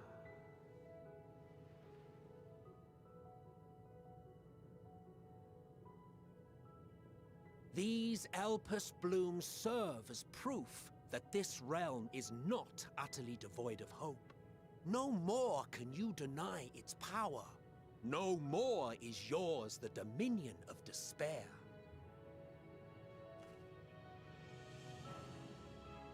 In case the practical implications were lost on you, your comrades no longer need fight their fight. Summon them back. So go on. Call them back to your side.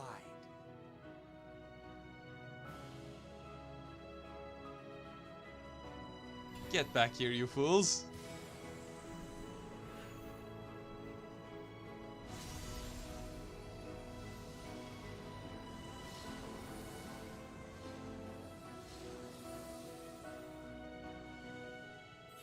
And don't do that again.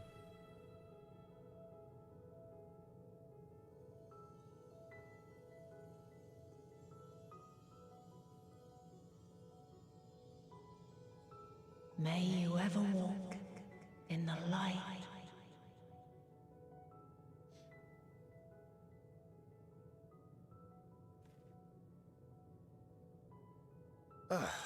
How disappointing. Not even a single scar in the making to brag about. Love you too, man. You'll find a way regardless. Honestly, this is far more than any of us could have hoped for. Let us be thankful. Indeed. That we thus stand reunited is a gift. Let us not squander it, and see that we all return to Etheris. Aye. As soon as we've averted the final days. Good to see you again. Our heroic sacrifice paid off, I take it. Eh, it was fine. Come, my friends. Let us carry on and finish it. Together.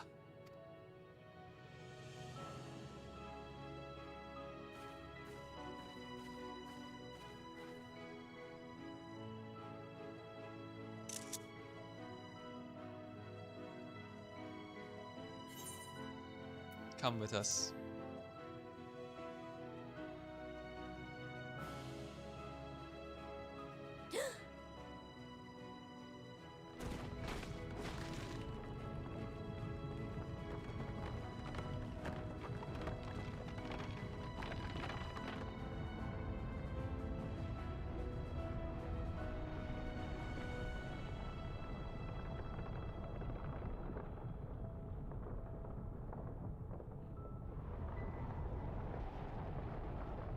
It's a giant space snot. Okay. Wasn't expecting that.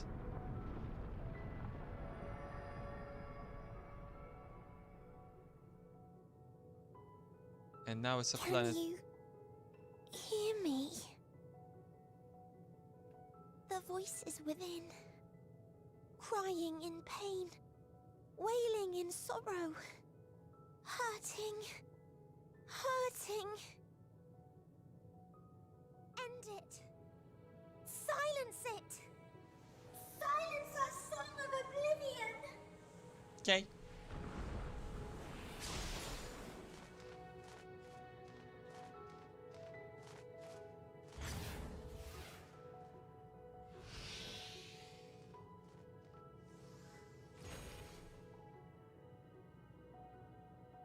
The way is open.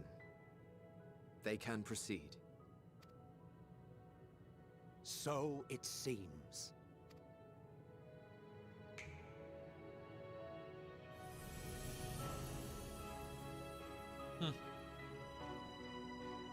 Unmaking yourselves, huh? You're leaving? Of course. The Encore is finished, and I will not suffer myself to live again by Heideling's magic. I'm sure the fan base would allow you to stay around. But more than that, the future you seek is not the past we loved. That is why we fought, and why I lost. But though you defeated me, my ideals are inviolate, invincible.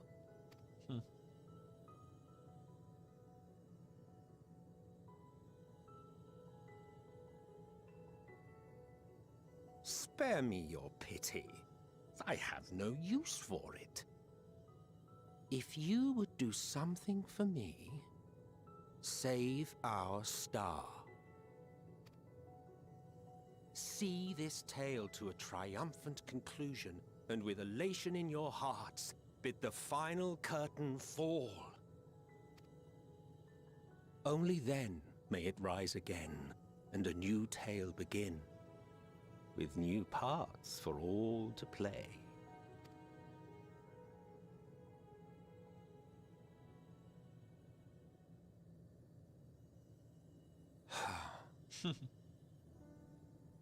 Tell me, have you been to the ruins beneath the waters of the Bounty? Or the treasure islands beyond the frozen waters of Blind Frost in Offerd's north? The fabled golden cities of the New World, the sacred sites of the forgotten people of the South Sea Isles? What about Mericidia, the southern continent? Do you know aught of its present state of affairs? I thought not. Even of your little Eorzea, you know precious little. The true identities of the 12, for instance. Yeah, I would love to meet Thal and see his gilded balls and, I don't know, play with Birgo's beard. All of which is to say, expand your horizons, go forth and seek discovery. Some of the civilizations in the reflections will surprise you.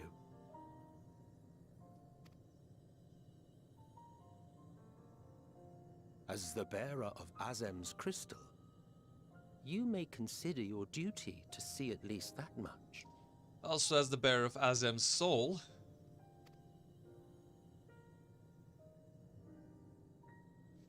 I certainly did.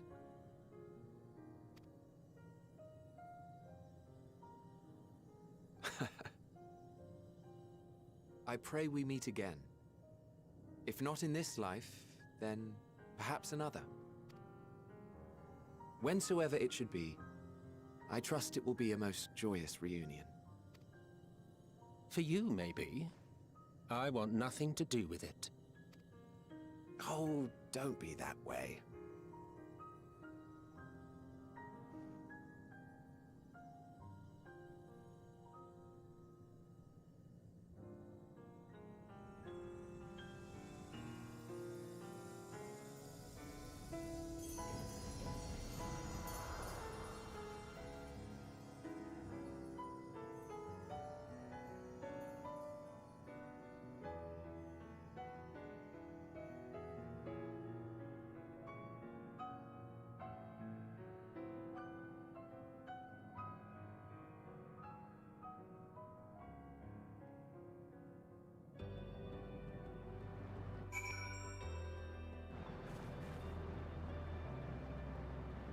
Welcome back, you fools.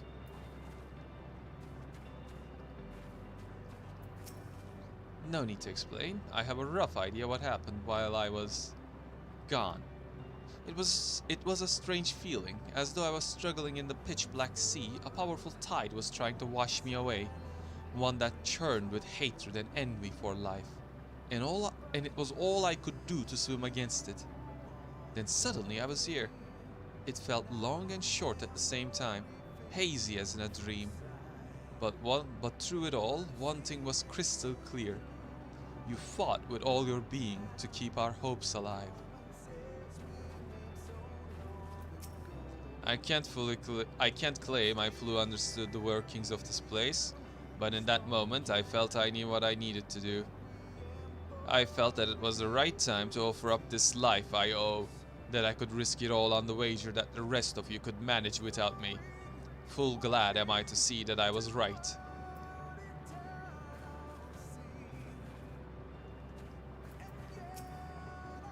To go and see all those places and more, Emmet Selk has given you quite a task. Suffice to say, I should be glad to assist you. Once we return together triumphant, of course. Yeah, you get to explore and learn new stuff, I get to explore with you! It's a win-win. For all the lives on the stars whose light had been extinguished, for the ancients who went before us, I offer a solemn prayer. As different and mysterious as the ancients may be, they were people not unlike us. The first people to fall and feel pain, and the first forced to find a way to rise again. For them we have come, and in our pain and suffering we are connected. 'Tis my fervent hope that our ancient friends will find a new beginning, they and all of their brethren who have returned to the Ethereal Sea. For that to come to pass, we must succeed. We must avert the final days and save Iteris. That's the plan. I don't think I ever knew what to say to the man. In retrospect, it always felt like the wrong thing. But the past notwithstanding, he came to your aid in your moment of need. We are here and we will not squander this chance he has given us. We will see this tale to a triumphant conclusion and bid the final curtain fall. Endwalker. The Scions of the Seventh Dawn stand ready for the finale, and that's gonna happen next stream.